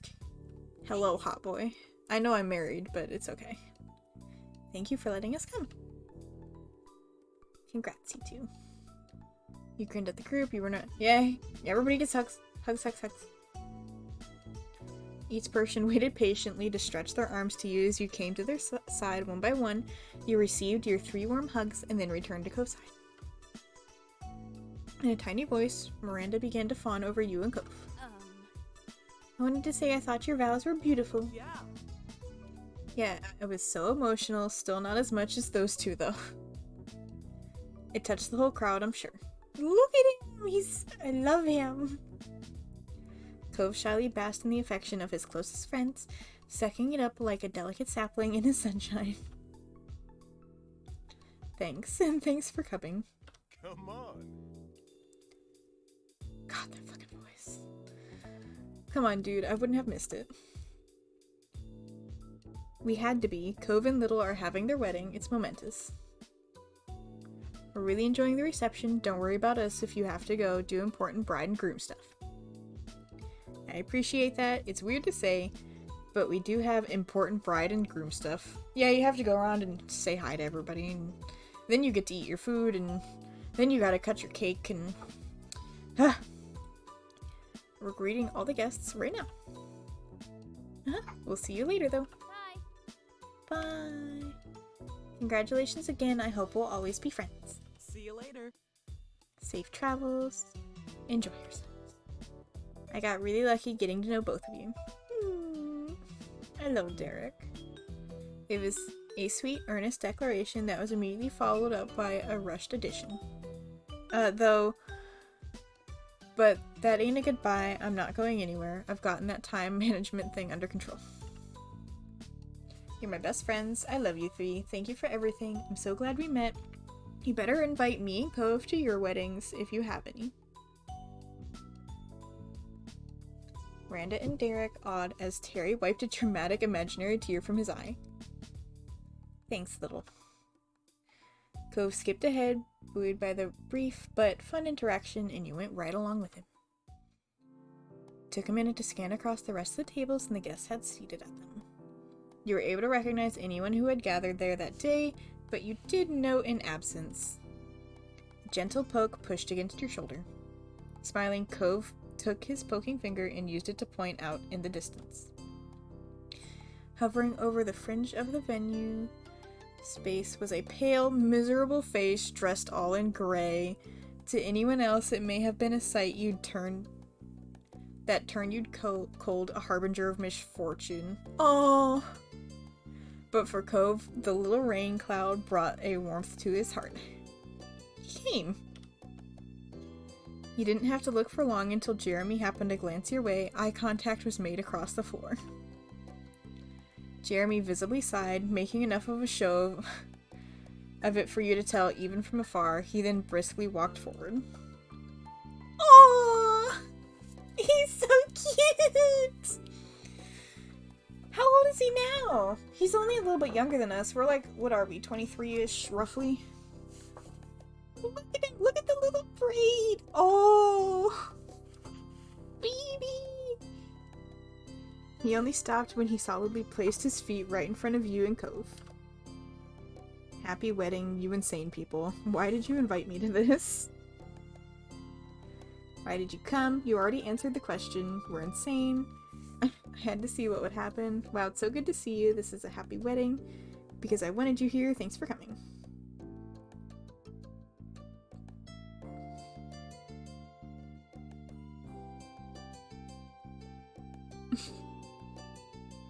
He snorted through his nose, adding an uncomfortable huff for good measure.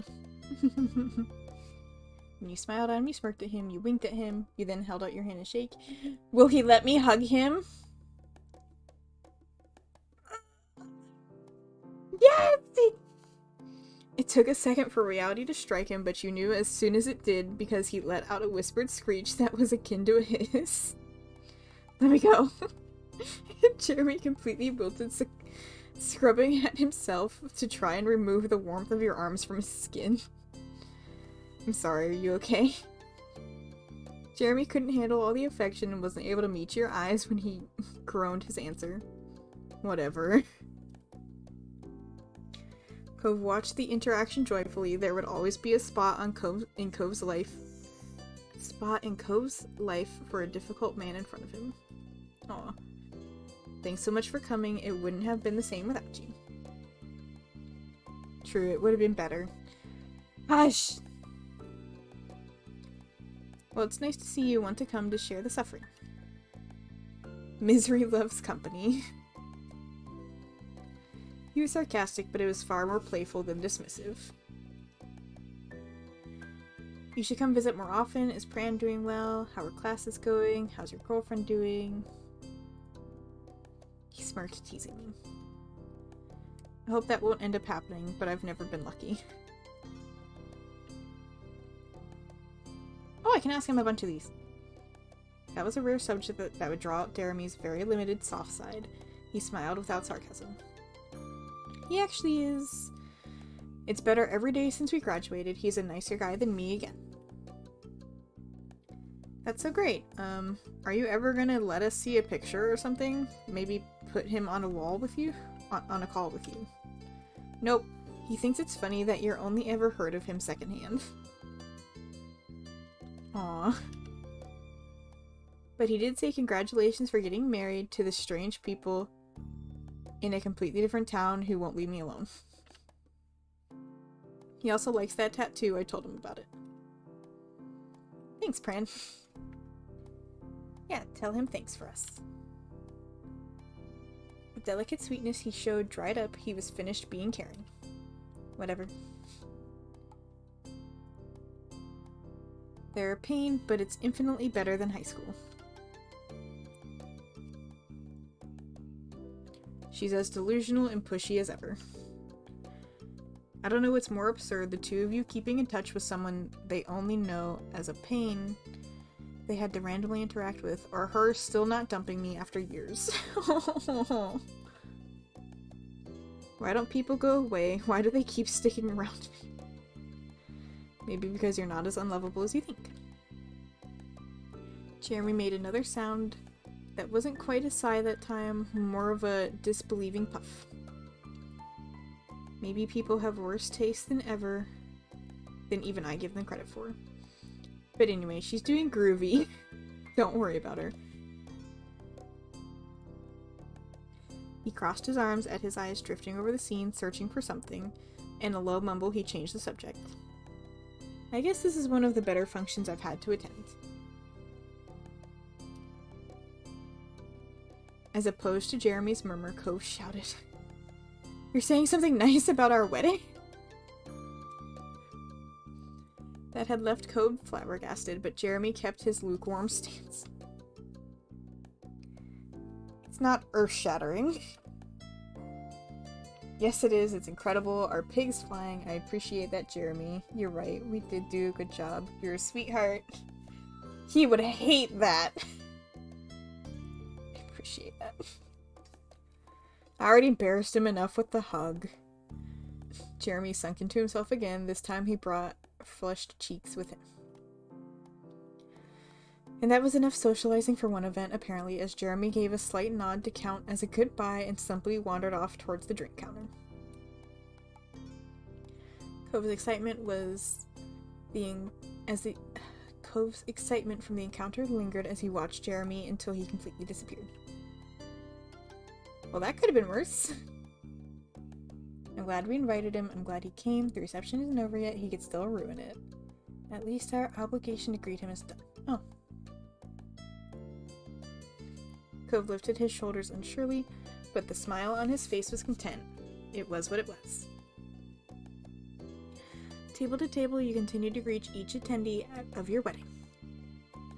From family who flew in from Hawaii to be there, to those who lived right by your place, who appreciated everyone who took the time to come celebrate this day.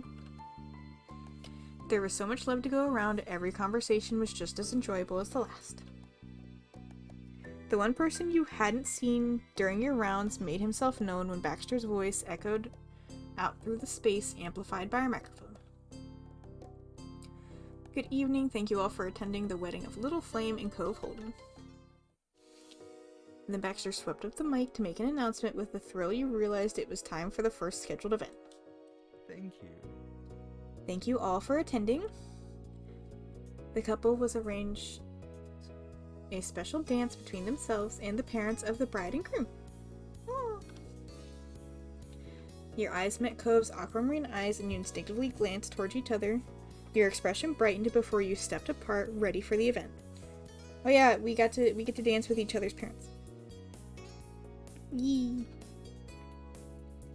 Cove's parents came over. Kira was clearly excited, hurrying to join you, while Cliff loitered bashfully half a step behind her. Once they were beside you, Cliff held out his arm. You accepted, slipping your hand through as you offered your other arm to Kira. She took it immediately. The three of you kept a spot in the center of the dance space in the front of the reception area. In position, ready for music to start, you had a chance to really notice their expressions. Both of them looked proud, but you could see that there were hints of tears threatening to fall. Aww. As the music began, Cliff released you so that Kira could have the first dance. You flowed and swayed along to the tune. Kira spoke up gently, her words only audible to you. I really am grateful that we were able to meet. You're an amazing person. Thanks, Mom. You smiled at her at a loss for how else to respond to such sweet praise. But it was soon Cliff's turn. Kira handed you off to him, and the two of you got into the swing of things together. Once he'd fallen into an easy rhythm, he had his own thoughts to share. I know I've relied on you a lot over the years. That was one way of putting it. You smiled wearily, tempted to tease him, but decided to let him keep going without challenge. With everything we've been through together, it made it feel like we were kind of a team. So, well, I'm just trying to say that I'm glad you're officially a part of the family. Aww. It's so cute! That unexpected compliment struck you like a bullseye to your heart. Choked up, you only nodded by way of response, but you could tell Cliff got the message by the way he beamed at you. He truly did love both of Cove's parents, and it meant a lot to you that they were both able to be there on this day. As you turned on the dance floor, you caught sight of Cove, dancing hand in hand with your parents. Cove's brow was furrowed, concentrated as he very carefully took each step. Aww. Despite his obvious nerves, your moms were elated and seemed to be encouraging him. The sight of it cheered you as you moved back towards Cliff and Kira. Cliff made a bow out at this point, intending to make way for you to dance with Kira again, but she had other plans. She grabbed his hand and yours, and you danced together as a group. After a little while, she released Cliff's hand, and you danced with her one-on-one again. Yee. Before long, you'd swap back to dancing with Cliff. You took turns dancing with them both individually, as well as dancing as a group, changing it up often so that no one was left out in the cold for long. But eventually the song came to an end, bringing the dance to a close. Cliff clapped you on the back. That was a heck of a time. Kira, who hadn't released you once the music had finished, still had one arm hooked around you and was clutching your wrist with her other hand. She nodded fluently. Yeah. Absolutely, this has been a marvelous evening. You grinned at them, revealed and delighted that they were enjoying themselves. The day might be about you and Cove, but it was also about your families coming together. Their approval meant a lot to you. Thanks. Cove, flanked by your moms on either side, came over to rejoin you.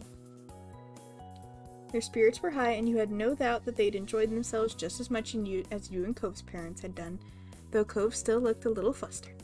You're good. Why do you have to talk like that? That was wonderful, bravo. Baxter's voice rang out through the speakers once more. We are now opening the dance floor up. You are all warmly invited to come up and join the family for dancing. With that announcement, the video games...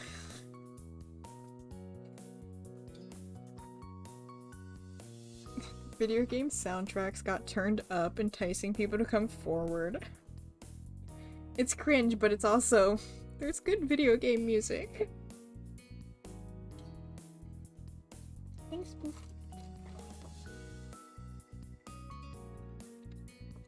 The dance floor bustled more and more with attendees, and over in the seating area, families and friends were catching up over animated conversations. Satisfied that people were having a good time, you decided to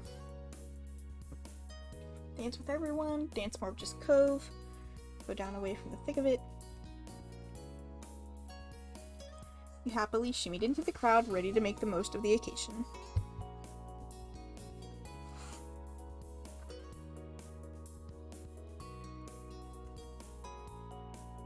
It wasn't often that you got to gather up people most important to you like this, and even rarer for it to come with good music and opportunity to dance. Lee, Terry, and Miranda had already kicked the party off, jumping and strutting around. Miranda squealed as you approached, grabbing your hands and pulling you into the group, and you easily got into the rhythm of things with them.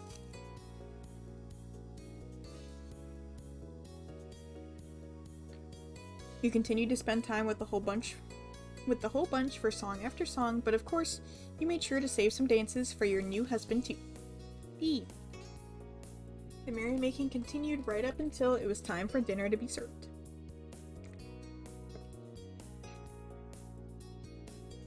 All the action must have helped them work up an appetite as the guests complied readily. They quickly filed back to their tables, ready for a delicious meal as soon as it was announced. Food. You settled right in your seat at the head table. Cove sat up in his own chair excitedly, reaching out for a napkin. Wrapped silverware in preparation. He was ready for dinner. Me too.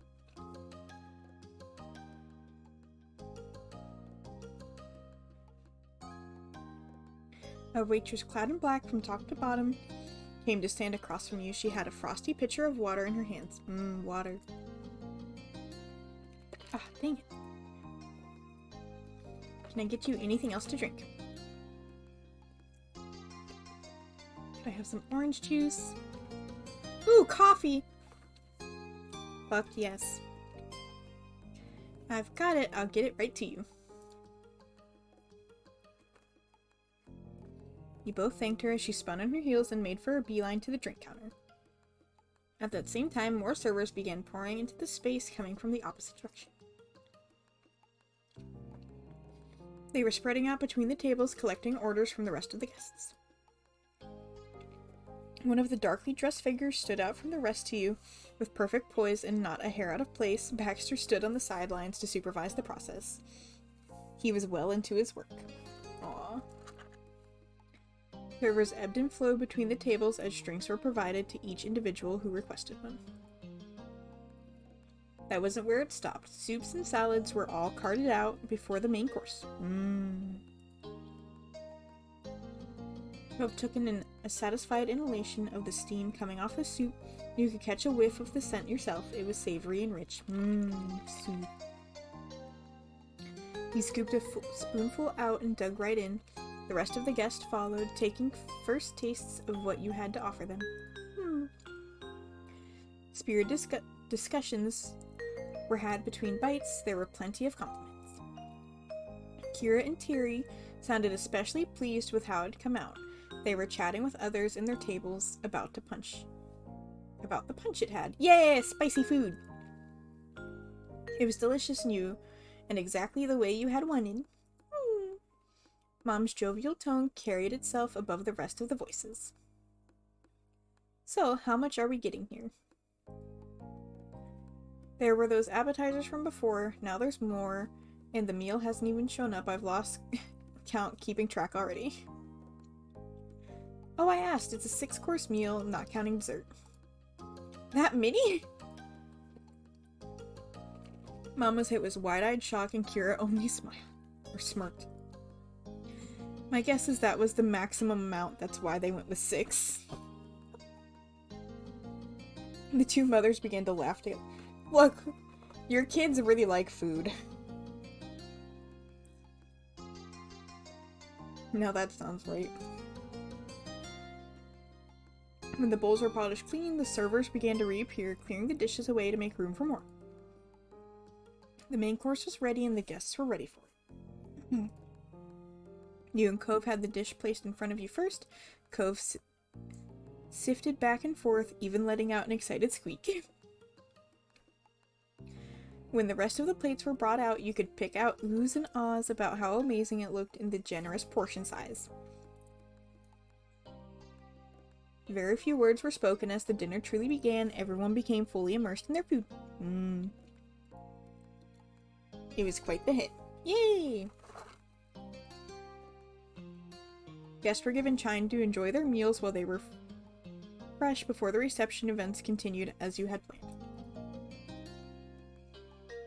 Baxter strolled up to a side counter.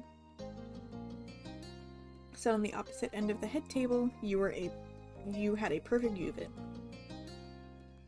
Casually, he took up a microphone that he'd used throughout the rest of the event to make another announcement.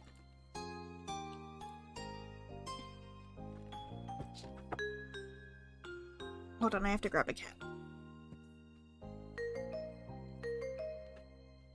Good evening from the staff and I. I'd like to thank you all for being such lovely guests to serve. We hope you've enjoyed your dinner. Now, Little Flame and Cove Holden have arranged for a few speakers to— oh, the speeches! Oh no. Come up and give their congratulations in order to mark this very special occasion. Please pause your conversations and give them your attention at this time. He didn't hog the mic any longer than necessary, placing it back down on the center of the stand as soon as his brief message had been made clear. Baxter directed a soft smile down at you and Cove as he left the space open for others to speak. Oh god, what was it? We said all of the parents, and Cove wanted Terry. 5 people.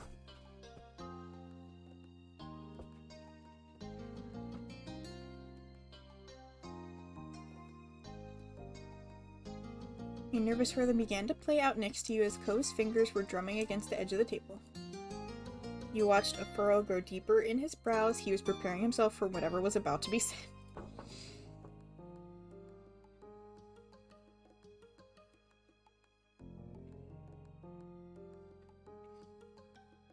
There would likely be some friendly teasing, and almost certainly he was going to get emotional again. God damn it. Once the mic was available, the first person to the stand was your Ma. She hopped right up and made her claim to the front table. Aw. Ma was ready for it.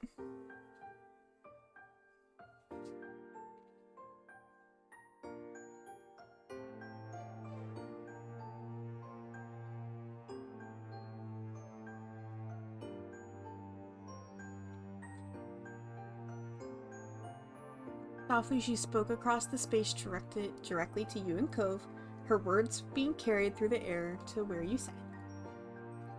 Congratulations once more, my wonderful children. This wedding feels like a dream, as much as my own did when I was around your age.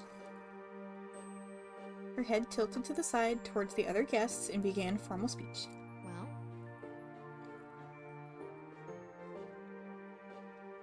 Our little has been a joy in our family's lives and everyone else who's met her since the day we were brought together.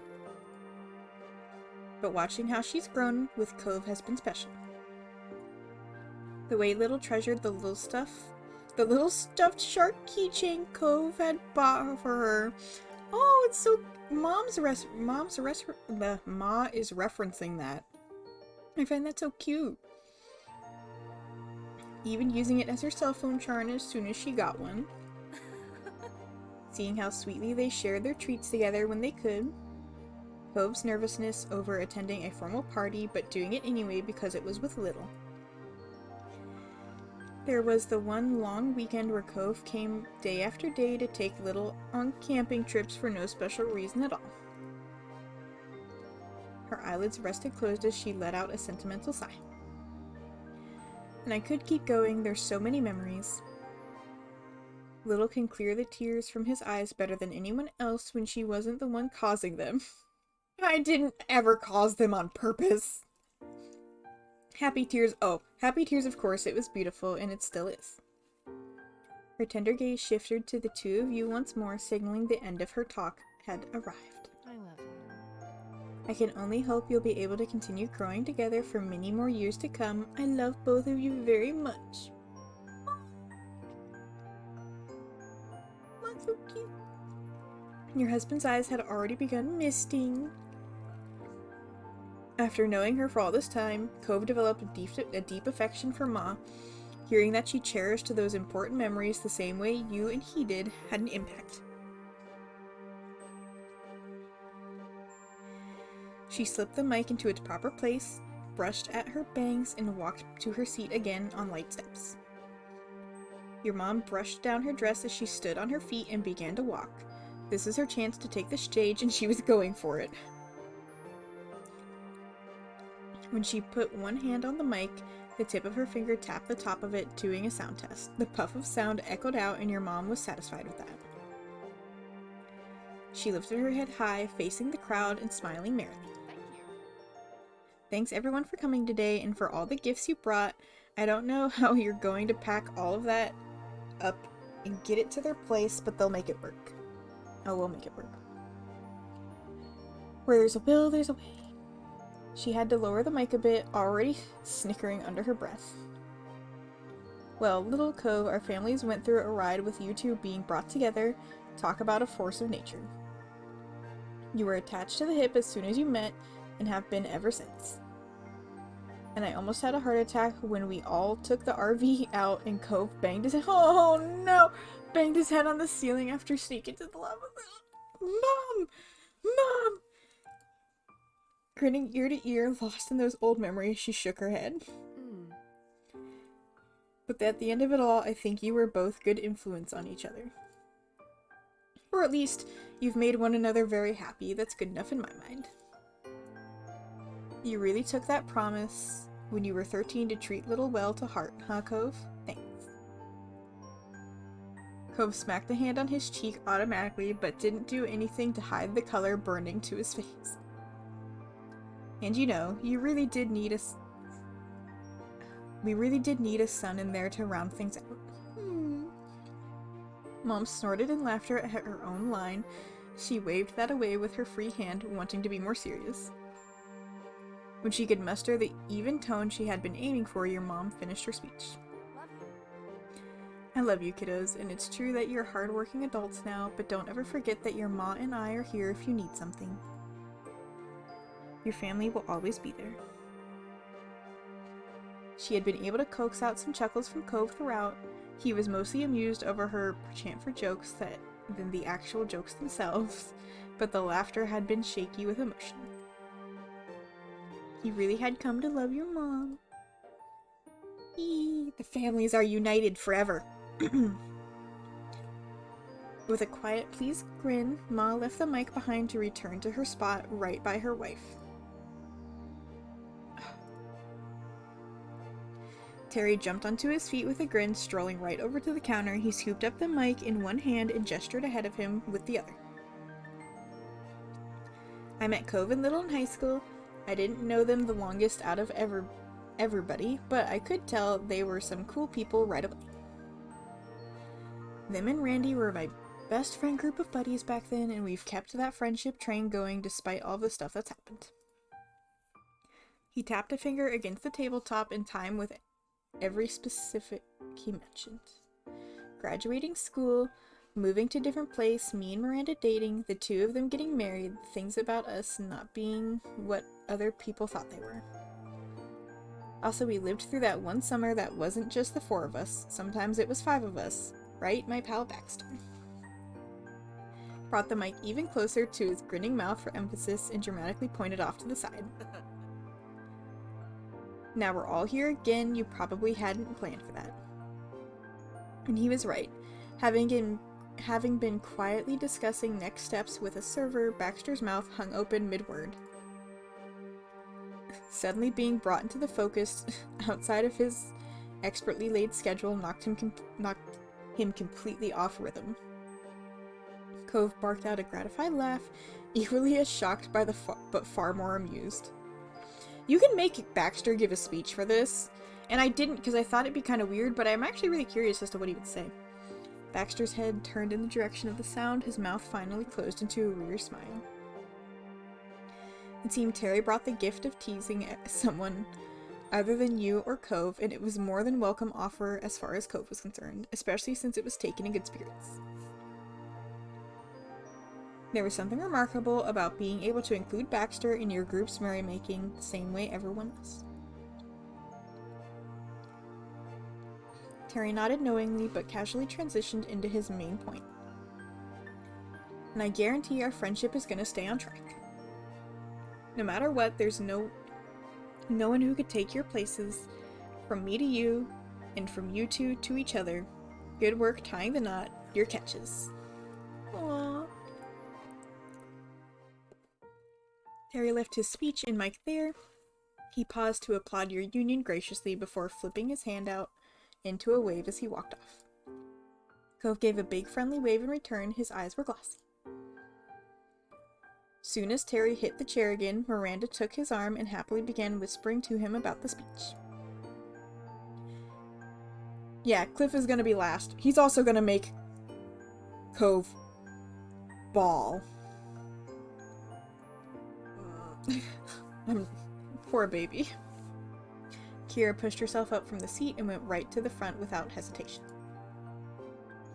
Eagerly, she lifted the mic to her lips and said, "I can't believe my babies are having a wedding right now." The unexpected declaration sent chuckles rumbling throughout the crowd. Any woozies. Kira continued with a wink and a smile.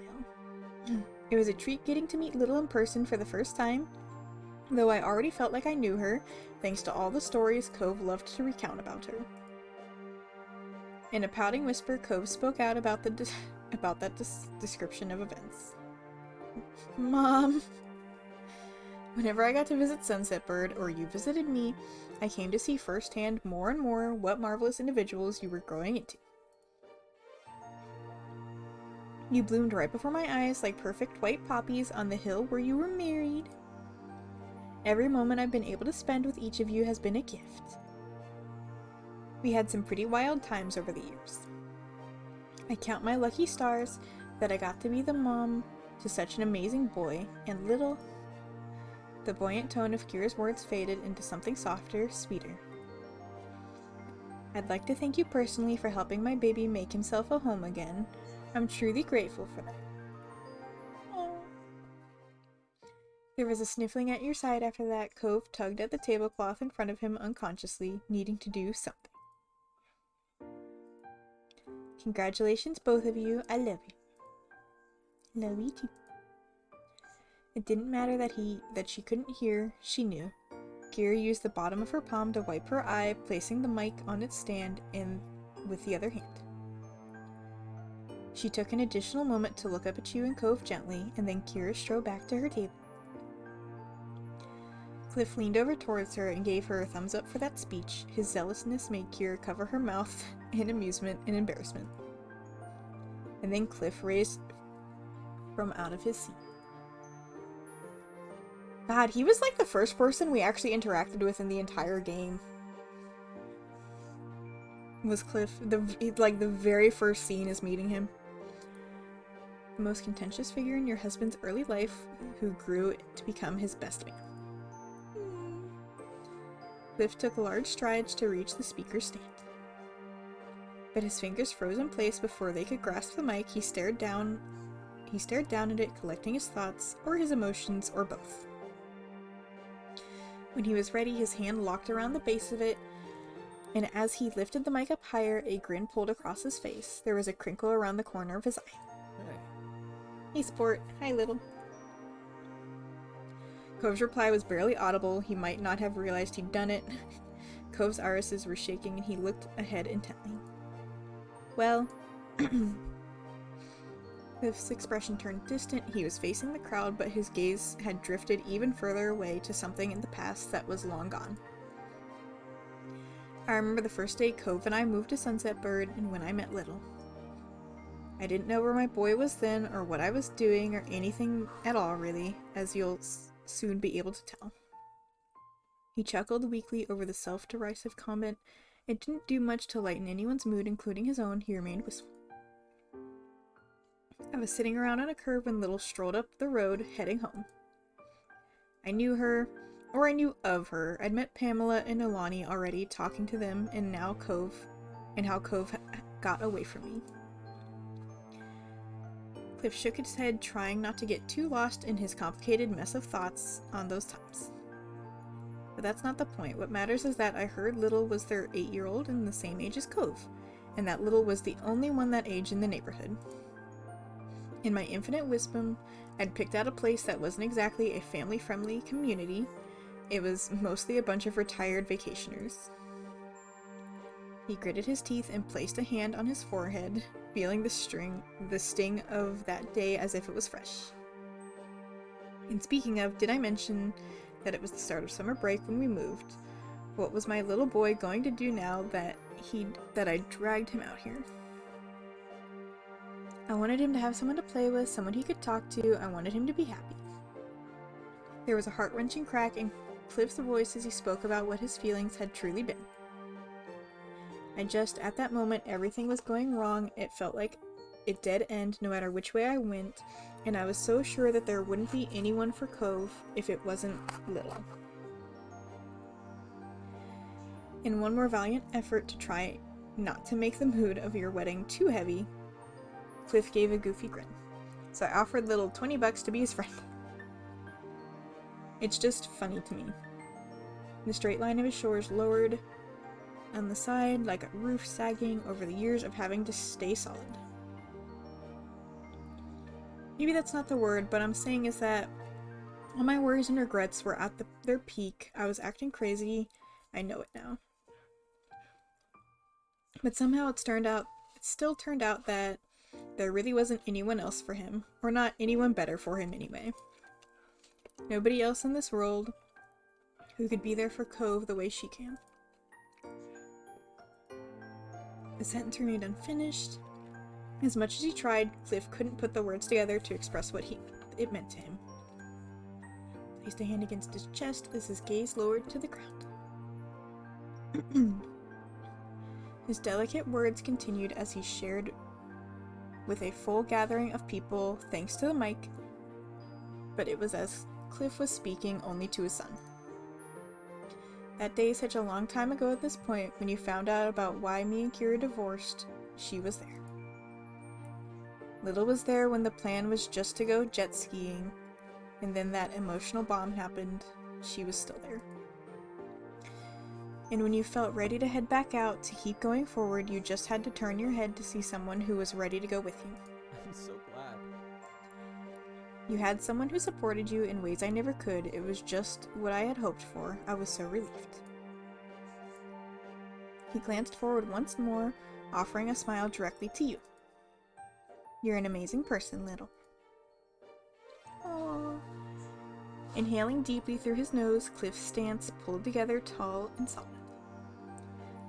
His dark blue eyes shone with a depth to them as they met with the far brighter blue of his child's.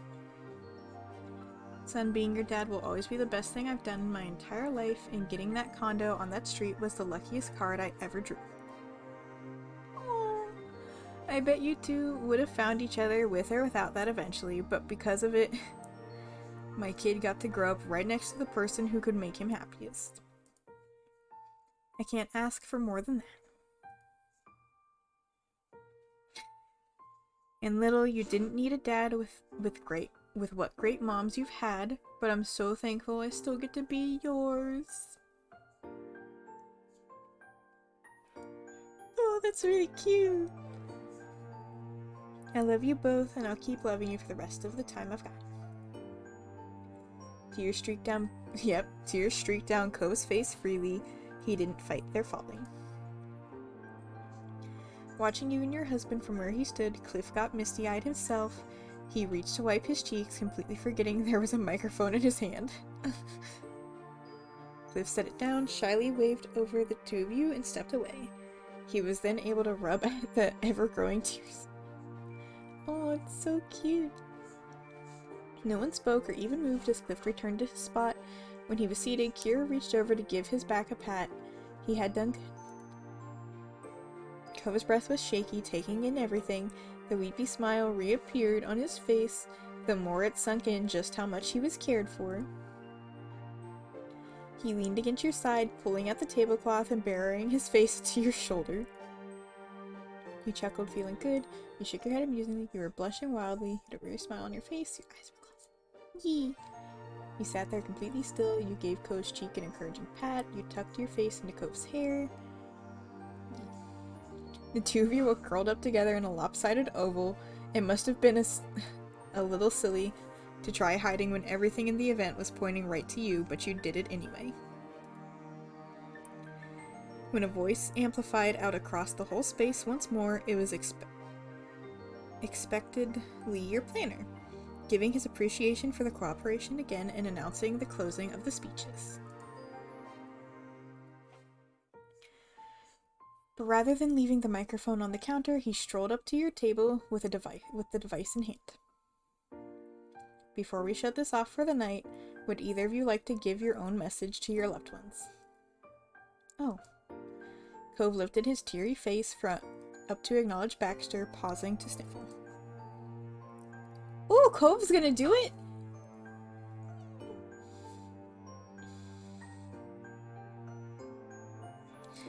I don't want to say anything. But I would do... I'll let Cove say what he wants to say. It was too much pressure to address the entire crowd, and you were confident that your husband could get the feelings across for both of you. Of course.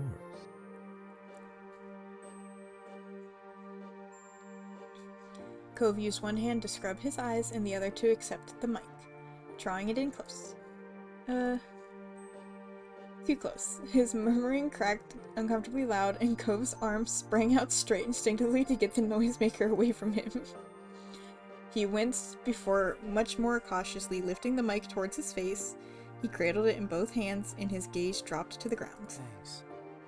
Thanks, everybody. Really, seriously, I am... His eyes closed completely as he paused to bite his lips. I'm glad to be here, and all those things you said were... There was a crackling strain in Cove's voice. That wasn't caused by technical error. He was choking up. Each word had to be pushed out with dedicated effort. Really nice. I love you. As rapidly stuttered as it was, what he meant to express came through to you and the rest of the people there to hear it. Cove's earnest affection. In a fumbling shove that screeched out even more unintentional feedback, Cove returned the mic to Baxter. His now free hands moved to cover his mouth. And that brought the speeches to their final sentiment, though ear-piercing note. Applause erupted from table to table, and Baxter grinned approvingly. Perfect.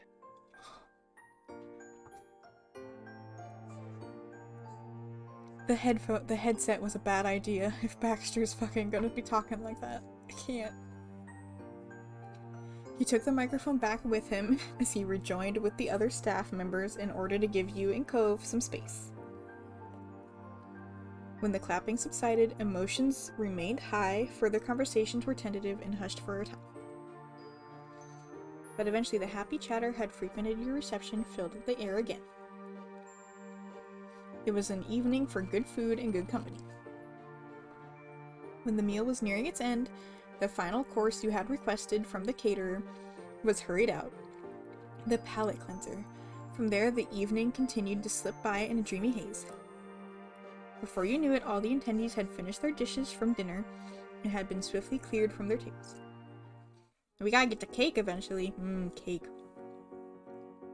In spite of this, everyone remained rooted in their seats, and there was no secret there was more to come.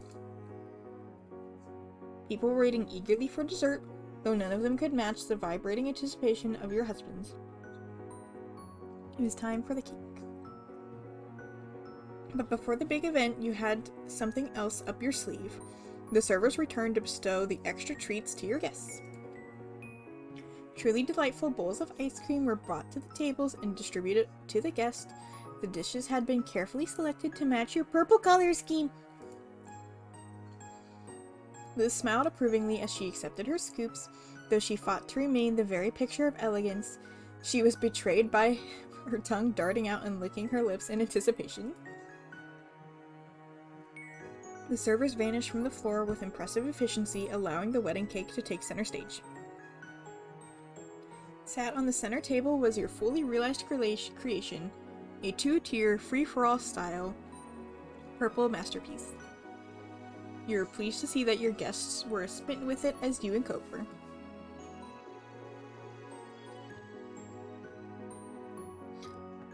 Though charming, the little details are beautifully done. That's so cool that you went with purple instead of just white, totally unpredictable. Is it really that unpredictable at this point? You gazed at the neatly cut cake with pride as you set down the knife. Cove beamed, and it was a lovely moment. Now you couldn't wait to share the wonderful cake with your guests. Cove let out a thrilled shriek as he picked up the provided fork. Part of me is the tiniest bit sad we don't get to see the cake.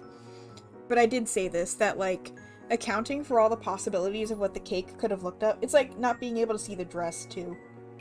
Like all of the possibilities that it could be, and leaving it a little bit up to the player's imagination on what they want is, you know, a good thing to do. I would have loved to have seen it though, it'd be cute. You were just as eager to eat it, you weren't going to hold back, you were looking forward to having a slice. You would have a taste, but mostly happy for Cove. You were happy for Cove, though weren't going to eat the cake yourself. What the fuck, I'm not eating that cake. My cake.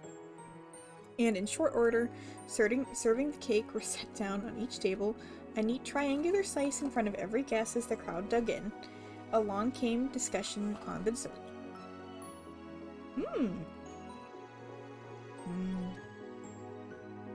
Mom exclaimed in delight, very much enjoying the dessert. This is great stuff. Harry gave us a double thumbs up. Cove 2 stopped shoveling ganache into his mouth long enough to give his own praises. Always thought vanilla-y things were kind of boring, but they're nothing like this. He shook his head in wonder, readying his next bite of cake with his fork. It's so creamy and nice, vanilla is actually amazing.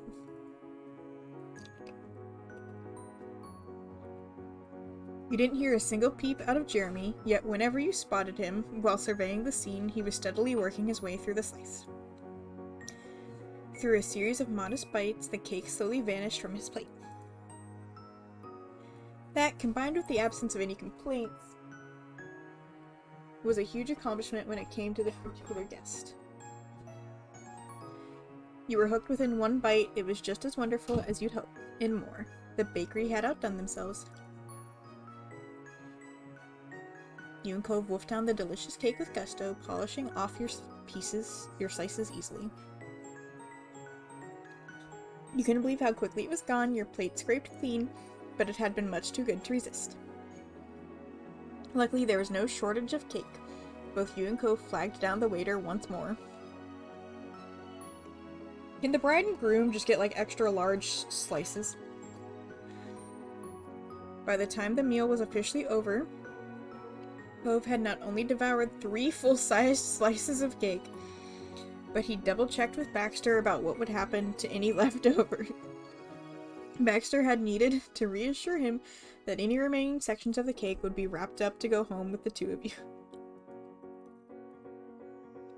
It was pleasant to sit back and relax for a while, giving your feet time to recuperate from the day. But the lull didn't last for long. Newly fueled by cake, the party was beginning to start again.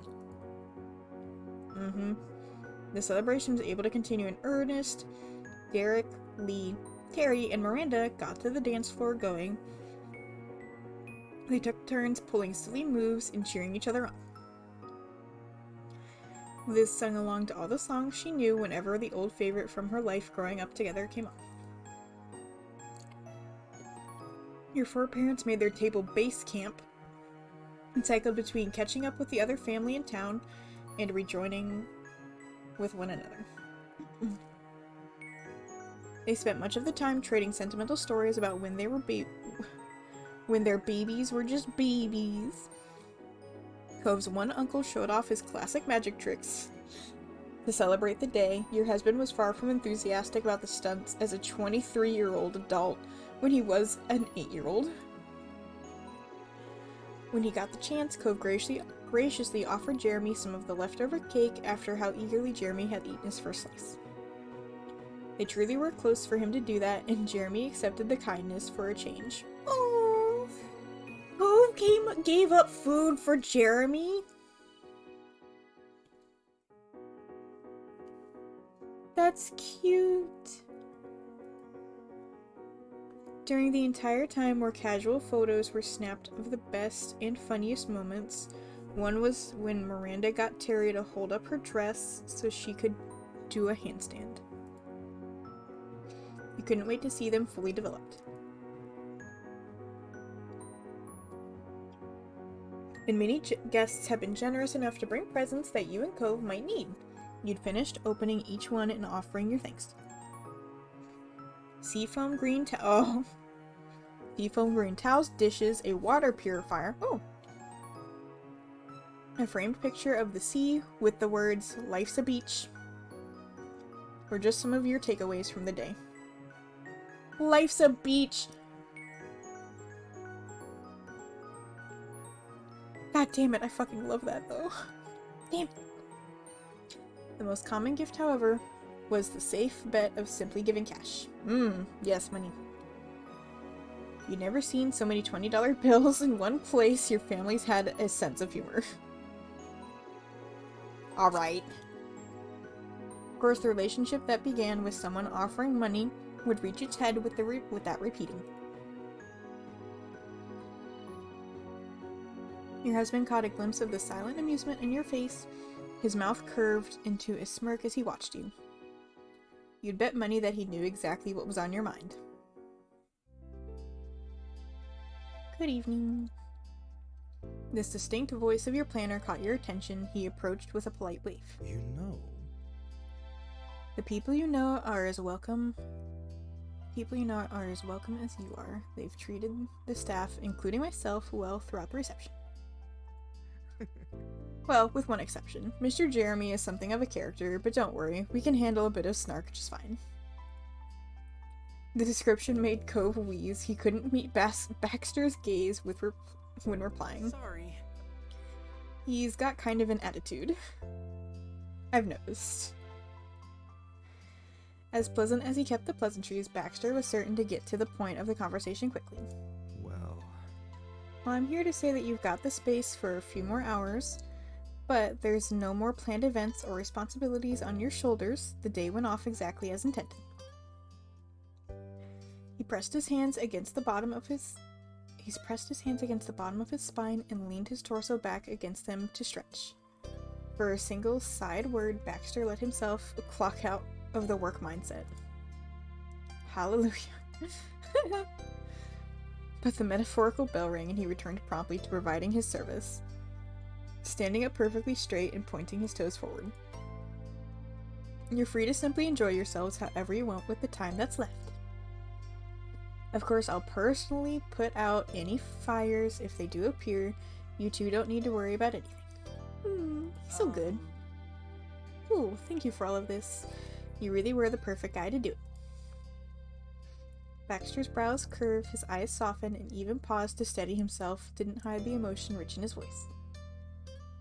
That means a lot to me. Aww. Cove is right, you did fantastic. I knew you'd pull it off. You nodded along with Cove word. Thank you for your help. getting a 5-star review from us. It was wonderful putting this together with you. The smile appeared prominently on his face, warmed further. Baxter ran his hand down his shirt, smoothing it out in a casual, fluid motion. You're welcome. You're very welcome. It's been a joy working with you two, truly. The mood was light all around until the feeling really hit Cove. He shifted in place uncomfortably, not knowing how to respond from that point that was reached. Does this mean we're friends? Oh. He blinked rapidly as his mouth closed into a tight line before saying a full thought. Baxter always needed a second to recover on the rare occasion that something knocked him off of his game. We do that a lot. In the flash of memories, you were transported to your childhood bedroom, 8 years old, your first sleepover with your now husband. In a tiny, dainty voice he used to have, Cove had asked nearly the same question to you then, if you were friends. Sweet and unsure, he'd always been the man you'd loved and always would be. It's... Well, that's your call, I'd say. We were trying to be your friends 5 years ago. We were trying to be your friend. Baxter. Be my friend, that's my wedding gift from you. Despite the prompting to talk, Cove couldn't put together an answer. We're definitely friends. I'd like to be friends. I think we're friends. We've always been friends since way back. It's so funny how you both still can barely talk to each other.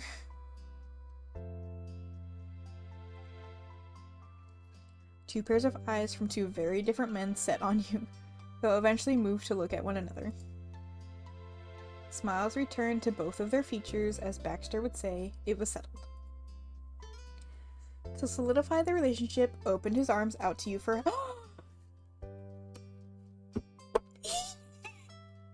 Yes! It's always me hugging him!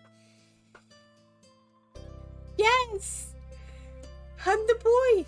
You tucked your arms around his chest in a nice affectionate embrace. He wrapped his arms across your back to return before letting you go again. Next, his hand went towards Cove. He held it out evenly with confidence, not from a want to be self-assured, but he was actually certain that they had a closer relationship now.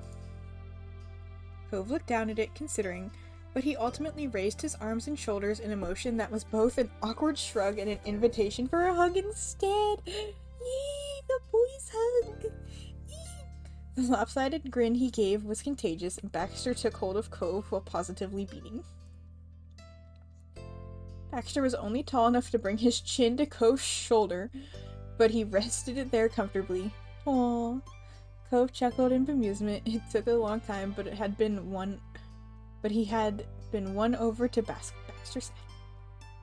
He gave his new friend a pat on the back before they ended the embrace amicably. Blah, blah. I hope you enjoy your post-wedding bliss. Oh, actually, we're probably gonna pass out tonight. We'll do the bliss part, like, tomorrow. As long as you can. But when life settles back down to normal, we should have dinner. I know some good places. Eee! I guess.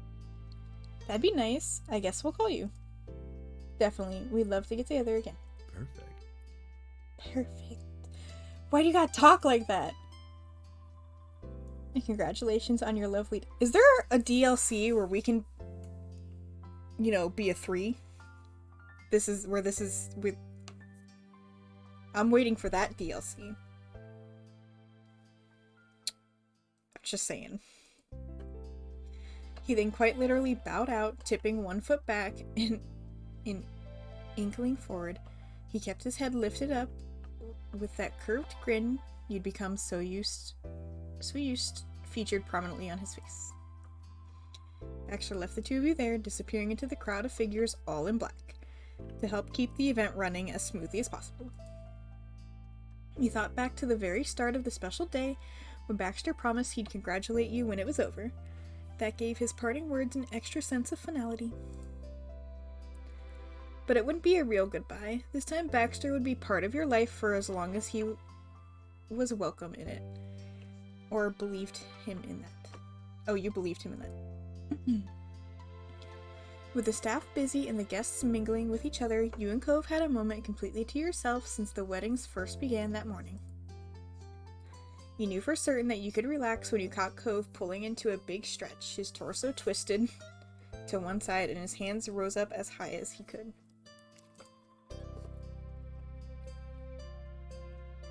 He had to fight a bit against the crisp fitting shirt he was buttoned into, but Cove was persistent. His eyes had been closed when he worked out the last of his jitters he'd carried throughout the day, but his gaze landed on you as soon as he finished.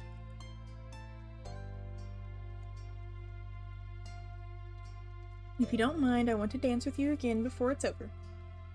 Aw. Okay.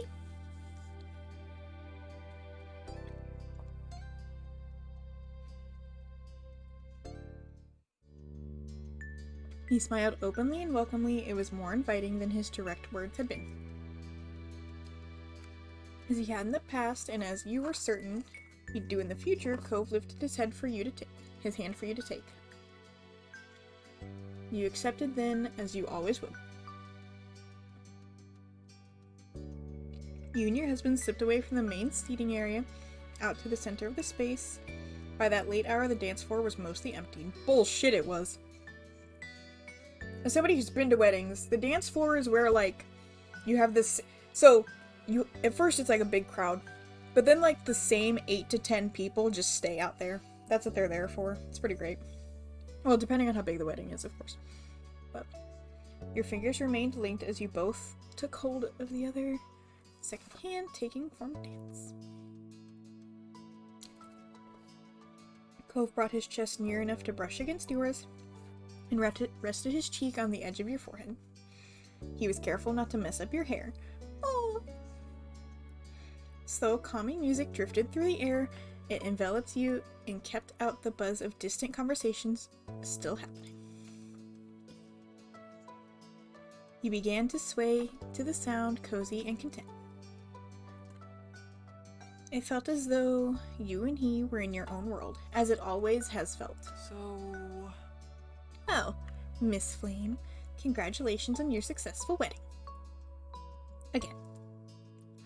He slipped that last word in with a playful laugh. Congratulations to you. Thanks.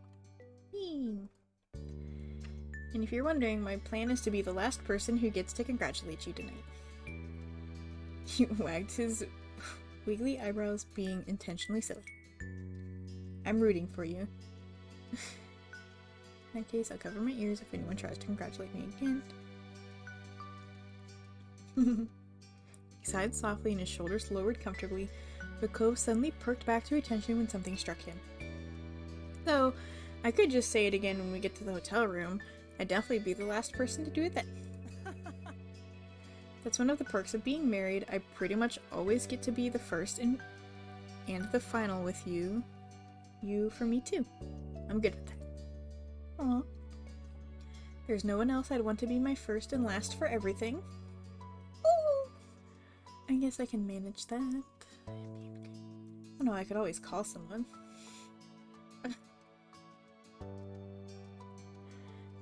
In his glistening eyes, you could see how treasured you really were. Cove whispered heartfelt words. See you tomorrow.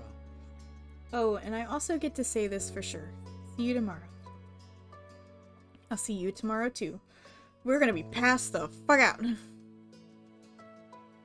Cove pressed himself into you even more snugly, letting out a tiny thrilled squeak. Is there anything you're hoping for our lives after this? Now that we have a minute, I wanted to mention how you looked. Eee!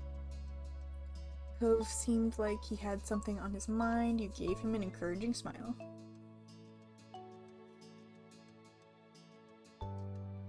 He chewed on the inside of his cheek as the silence grew longer. You remained patient, communicating your willingness to listen through your eager eyes. Little, there's something I want to say. The sentence faded out as his lips clammed up in a trembling line. He had to force it back open. I wanted to say it without crying, but your vows were so nice to hear, and I loved them, and thank you for doing it. Simply remembering the scene had gotten the tears flowing again. He couldn't help it. I meant every word.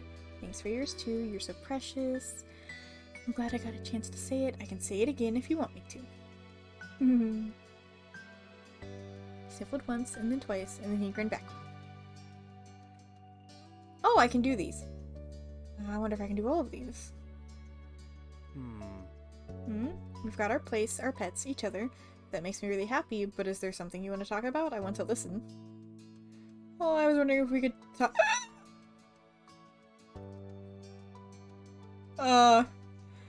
I'm not ready for that. The player. I don't want to talk about that, but I kind of do because I want to see what they talk about. I'm thinking we could use some company, and I don't mean more fish. I want a family with you. Want to get another pet? No. If you have what you need, then I do too. See, I really like that one. I really like this. But also, I kind of want to see how flustered he gets when I say, you know, basically want a baby. So wondering if we could talk about starting a family.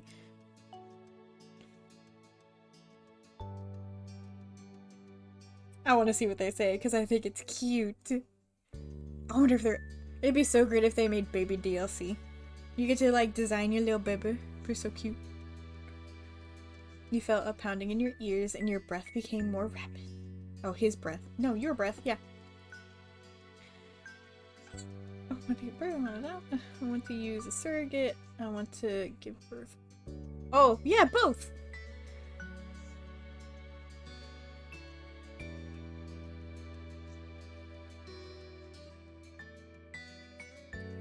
I feel like an adopted kid would want to adopt kids in a way. To a degree, right? Like, I think that's something you can do. For a second, he was completely stalled.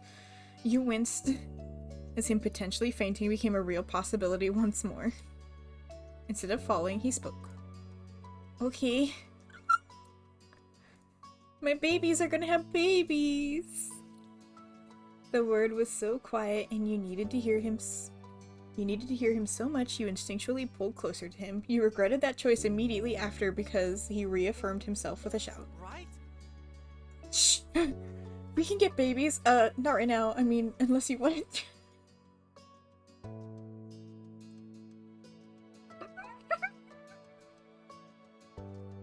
Shush! Cove was panicking, bouncing up and down on his feet enough to shake both of your bones. We can get baby. You knew his heart was in the right place, though it filled you with joy. Don't worry, we'll take our time. He panted out uneven breaths, but calmed enough to still himself. Yeah. Good idea. Yay! They're gonna have babies, and they're gonna be so cute. His stance tense. Blushing in his finery, the spotlight had turned back on the and Cove was getting stage fright. Do you like it? I do.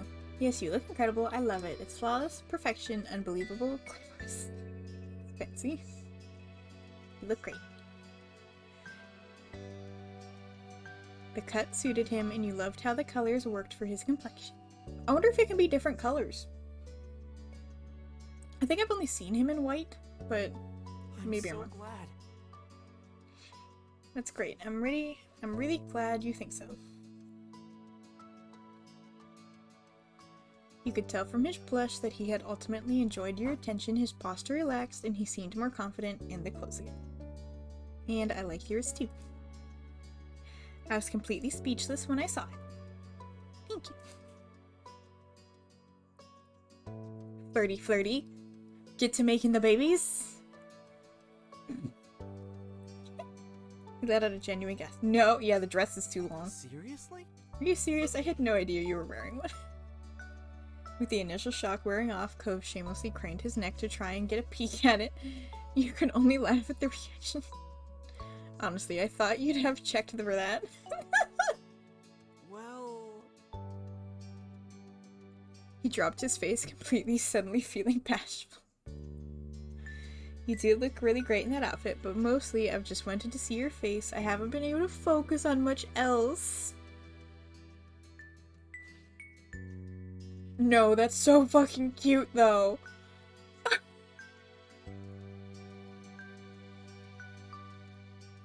That's so sweet. You were swooning. Hope still had a knack for an unexpected compliment. E! He settled in comfortably, wishing you could stay right there forever. Lovingly, he stroked your back with the tips of his fingers. It was so warm. But then you heard your husband sigh wistfully. It all went by so fast. And now that I'm thinking about it, I don't only mean the wedding, it's everything. Where did the years go? When did you and me become grown up? Oh. Don't hit me with that kind of talk right now. Fuck, that's like hitting actually close to home. Cove, shush. I have no idea, I don't feel grown up. Legally, it was when we turned 18. I think it happened a long time ago, we just didn't notice. You the crybaby grown up. Boom goes reality. Yeah. Though, his spirits carefully rose again as he spoke more lightly.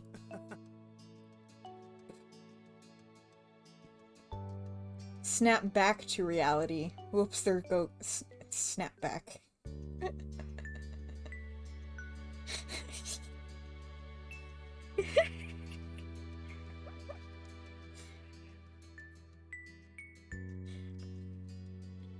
No, you're fine. It's because I was reading it and I was like, I could hear the song in my head when I read it, but like the words didn't match correctly. And I was like, I know that's what she's saying, but why isn't it right?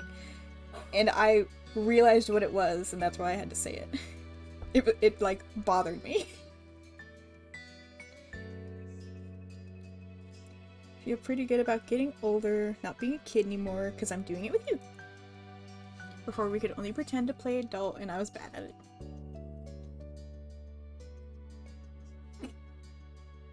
And now we're at our wedding. I know what it's like to be an adult, kind of. You just do it and keep going. I guess it's as simple as that. Yeah, I guess so. I wish I could have figured that out from the beginning. No, actually, I'm glad everything went the way it did. I am too. The song that blanketed our discussion was its final chorus as guests were saying their goodbyes to one another. It was almost time to go. Too soon you would know what the ending note of your wedding was. The final glance, the last word. Those thoughts swirled in your mind until Cove brought you back to existing in the present where you belonged. It's nice. I think our life is really nice. Ay. E. Not letting either of you get lost in contemplation again, Cove suddenly clapped both of his hands against your shoulders with the utmost seriousness. Oh my god, I'm probably wearing like sleeveless. That might hurt. Baby, don't do that. You know, if you ever want to have another party like this, It can be every year, multiple times a year, whenever. How rich are we? How much money do we make? You what? How much what? No. This'll have us in the hole for years to come. We'll keep Baxter in business forever. Okay. I love you, Cove, so much. Thank you for everything. I hope you understand how much you mean to me. You bet we'll have another. If it's with you, I'm up for anything. Oh! Oh, they're all so good!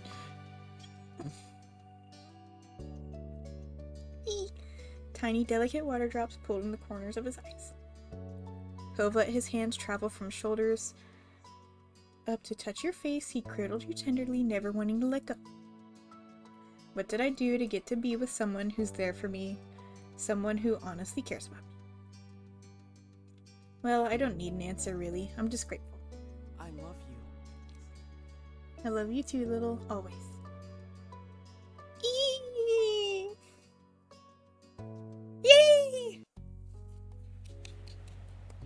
It doesn't have credits? Dang. I felt like it should have credits. Anyway. It's so cute! The babies are gonna go have babies. They're cute little babies. Yay! Alright. You already saw the... I know, but I feel like that DLC was like a whole thing on its own. I felt like it may have deserved a little bit of its own credits. Because they put a lot of work into that. Anyway. That was really cute. I love this game. I'm glad I randomly saw it on Steam one day. But that'll be the end of this for a while. They're still making more DLC that I might play in the future. But for now, I kind of want to go do other things. They honestly need to just move the credits to wherever your playthrough ending is.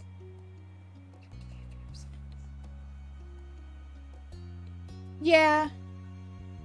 That would kind of make sense. But I guess they, like, can't,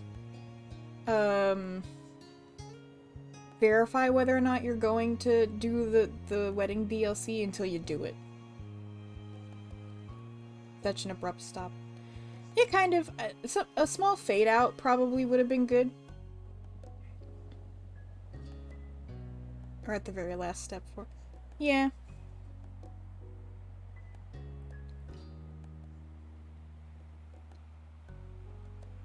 Yeah, I think they needed, like, a little bit of fade out in, like, just letting the music fade, like, I don't know, an ending credit type thing before it came back to the title screen, but, I mean, whatever.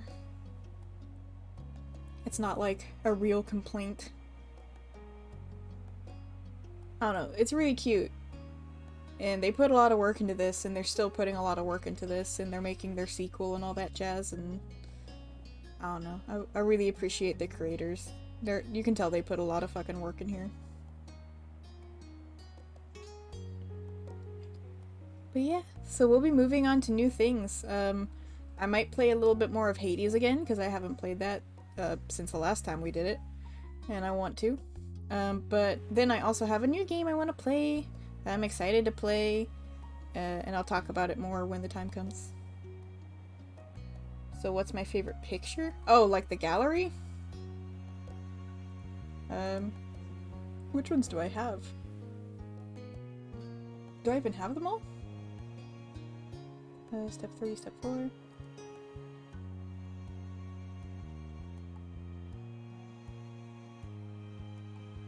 What's my favorite one?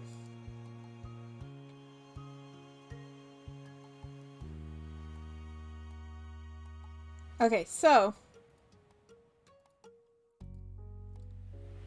it's either this one,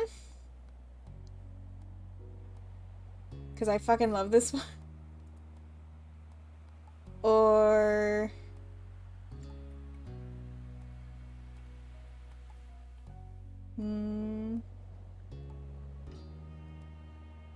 this one. Those are my two favorites, I think.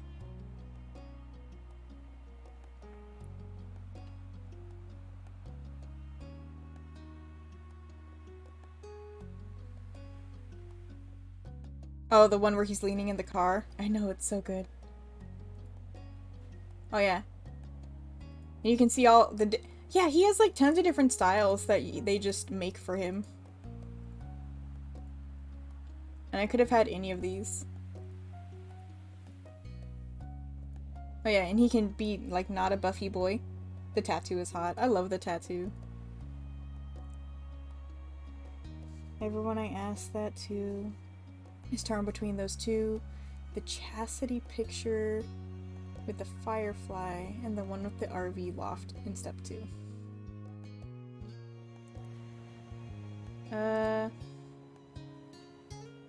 Oh, this one. This one's pretty good too. This one is cute.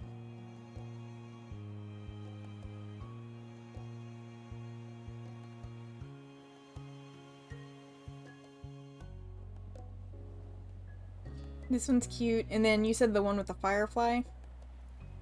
This one?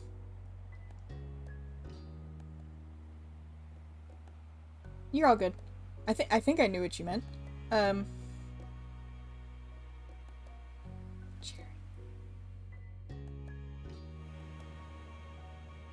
charity picture with the firefly. Oh yeah, this one. Yeah. I like this one, not like, well, the picture itself is very cute because the lighting is adorable. This one was mostly like the context of what was going on, is why I loved it so much. This one I just fucking adore.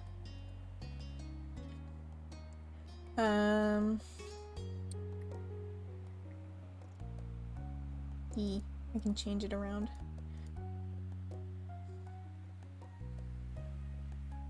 It's fun to like play with what he looks like. Yeah, something about how they fucking drew him here. He looks so fucking good. He's a good looking boy.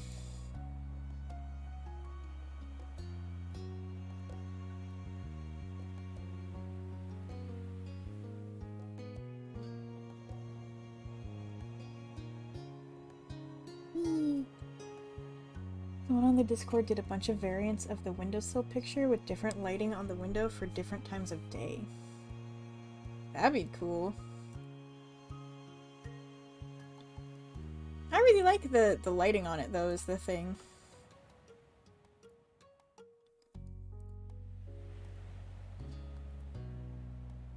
Like it just... It's so nice the way it's lit. It's so pretty. I want an automatic changing desktop wallpaper so it lines up right. You can get somebody to make it in like Wallpaper Engine probably.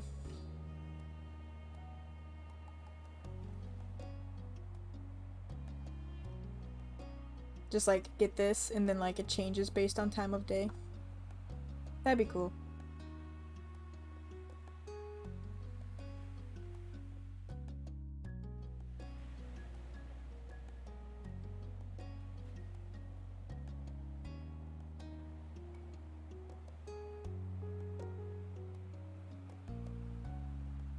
I'm sure somebody, well, I don't know if somebody has made it. I didn't look, but somebody could make it or a version of it that could do that.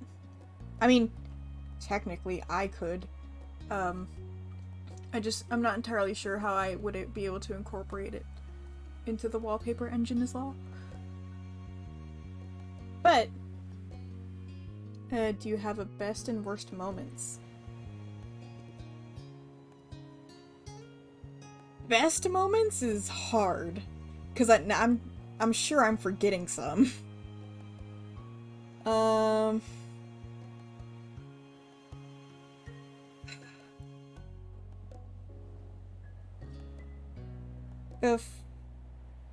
mean, the first kiss was pretty good when they were 13. The confession scene in step 3 after the charity is also very good. None of the bits when they're 8 years old really stick out to me too much, mostly just because it's like, you know, cute 8-year-old things. I don't know if I can pick like a worst. I guess maybe something that didn't interest me as much. I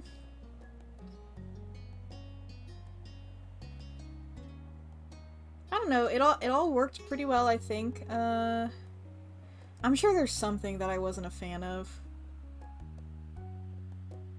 That I just don't remember. Oh, and all the times I popped in and out, I found you were very close to unlocking the wedding proposal from Cove that I got. All the times I popped in and out, I found you were very close to unlocking the wedding proposal. Which one did you get? I got the one that he does in step 4. And that I was given the option in step 3 to propose to him myself. I just didn't do that, because I wanted to see what he did if he did it. Cove can propose to you one of 4 ways. What?!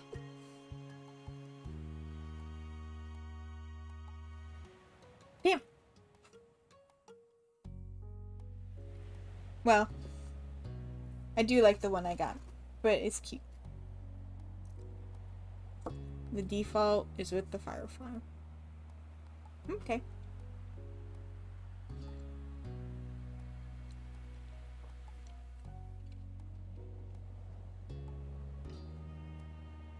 I guess it depends on like what part of his personalities are coming out at the time or something.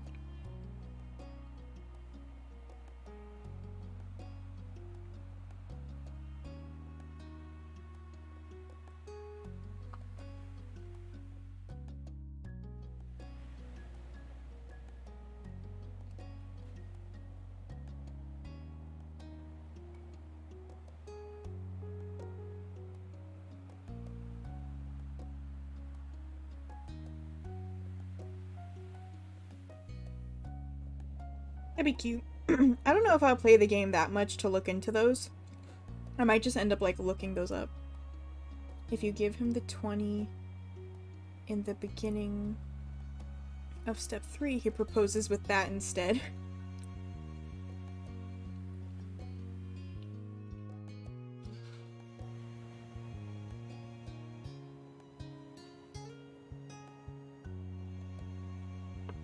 Did he did talk about the $20 bill during, I think, the proposal bit. Because he said he kept his half in his pocket. And I had the other half.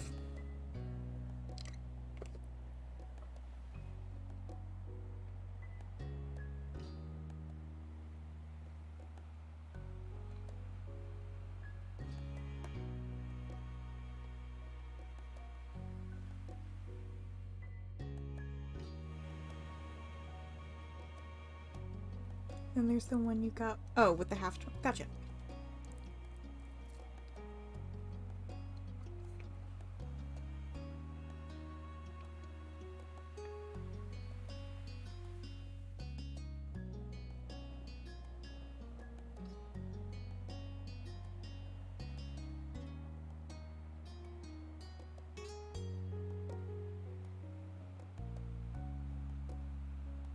Part of me wonders what my first playthrough would have gotten, because I didn't tell him about that, about the $20 bill thing until we were 13. So there, he didn't ever have a $20 bill in his pocket or anything. And there's the one I got, and the two choices in boating prevented it?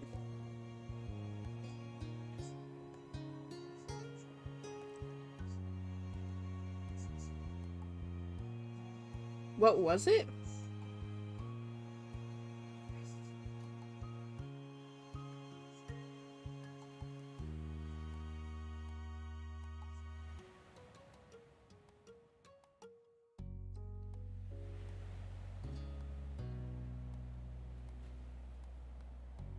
Yeah, isn't that the one where you go out with all of the other kids? Yeah.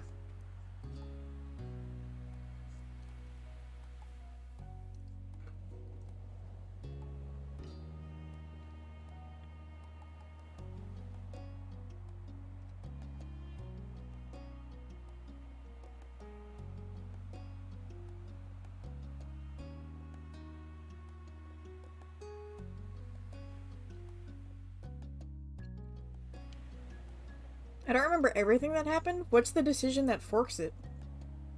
If you choose to feel seasick or scared on the boat, Coves takes you into a little room in the boat. Oh.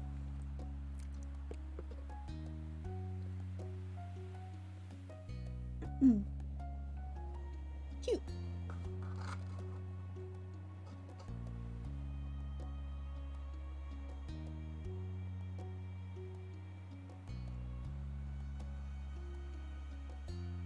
Aww.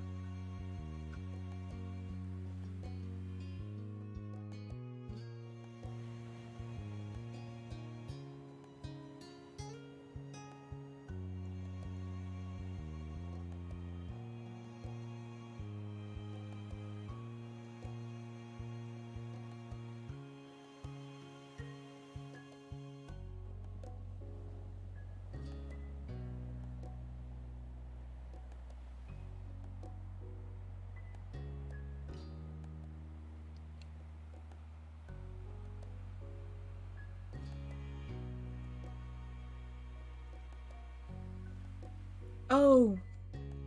That was the picture I saw. I saw a picture of that. Of, like, the Hangman one.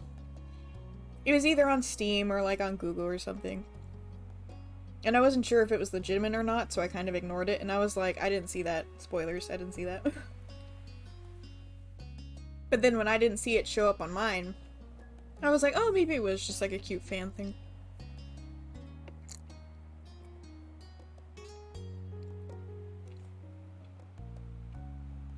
The second time you get to play Hangman with Cove. Yeah, he plays it when you're 13 too, if you guys have a crush on each other. If you're just friends, you play like tic-tac-toe or something.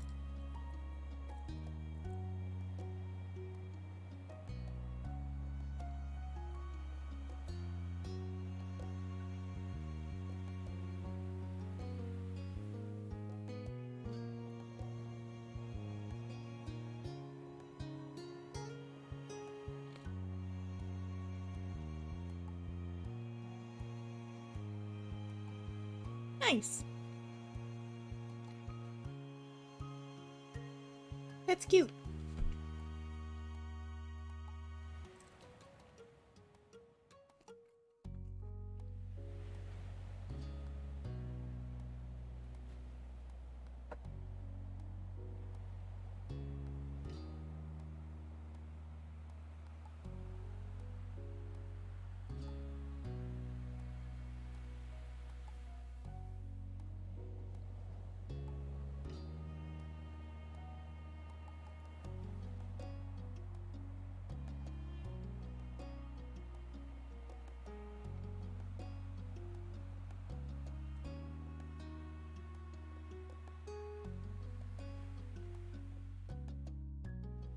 There's some really funny and cursed things you can do in this video.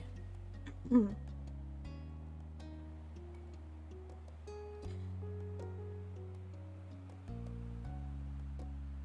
about to sneeze. Anyway.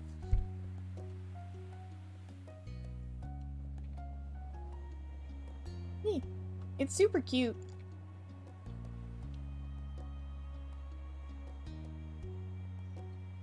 I can't wait for their other DLCs. There's at least like one more coming out, they said, I think.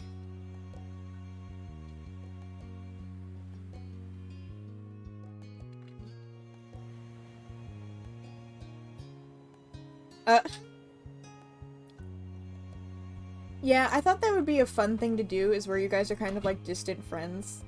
And then when you return, you know, then you're a thing, and see how that goes. It'd be kind of fun to play around with those different options.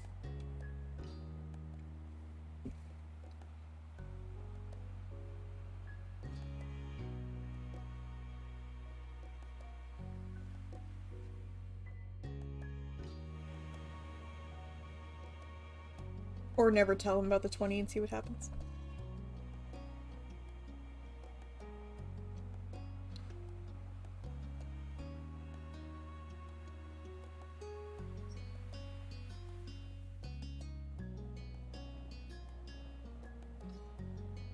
During my first playthrough, I was like, the 20 isn't like a big deal, but he's gonna take it as a big deal, which is why I don't want to tell him.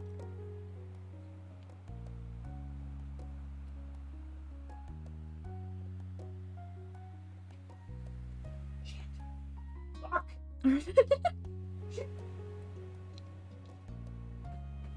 Anyway. I do need to finish my dinner. I've been picking away at it.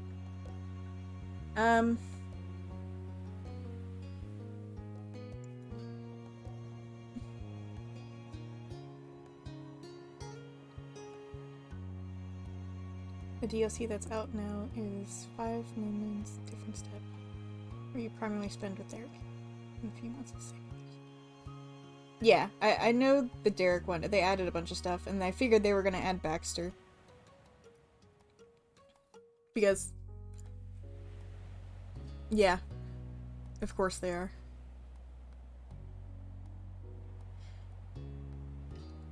It would be weird playing this game and not picking Cove, but also, like, Derek and Baxter are really great.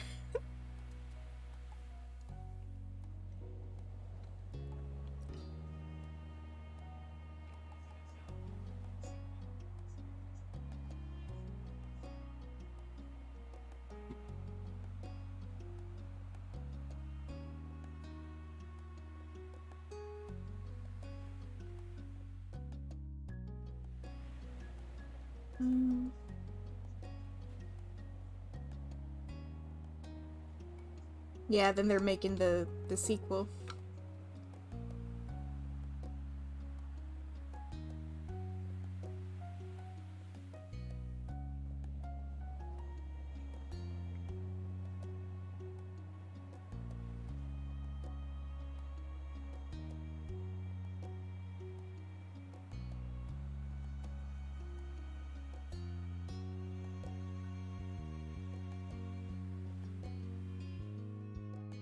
New story with 2 love interests straight from the beginning, and you can only have one.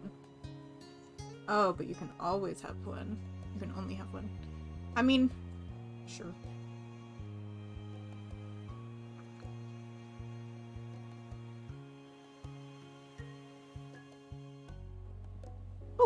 I think this person just started the game. So maybe I can drop you guys over to her. I think it's her. I'm not sure.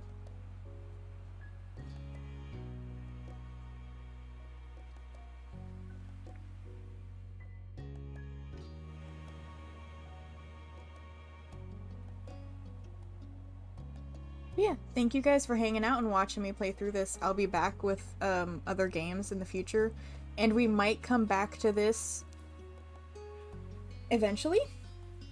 And I'll do like the Derek DLC and the Baxter DLC. I just need a little bit of a break from it. And I can't get the DLC right now, unfortunately. Anyway, so I think this person just started the game.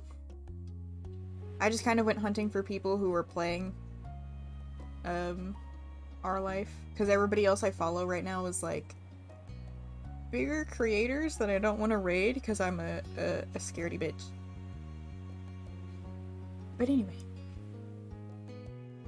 thank you guys for hanging out.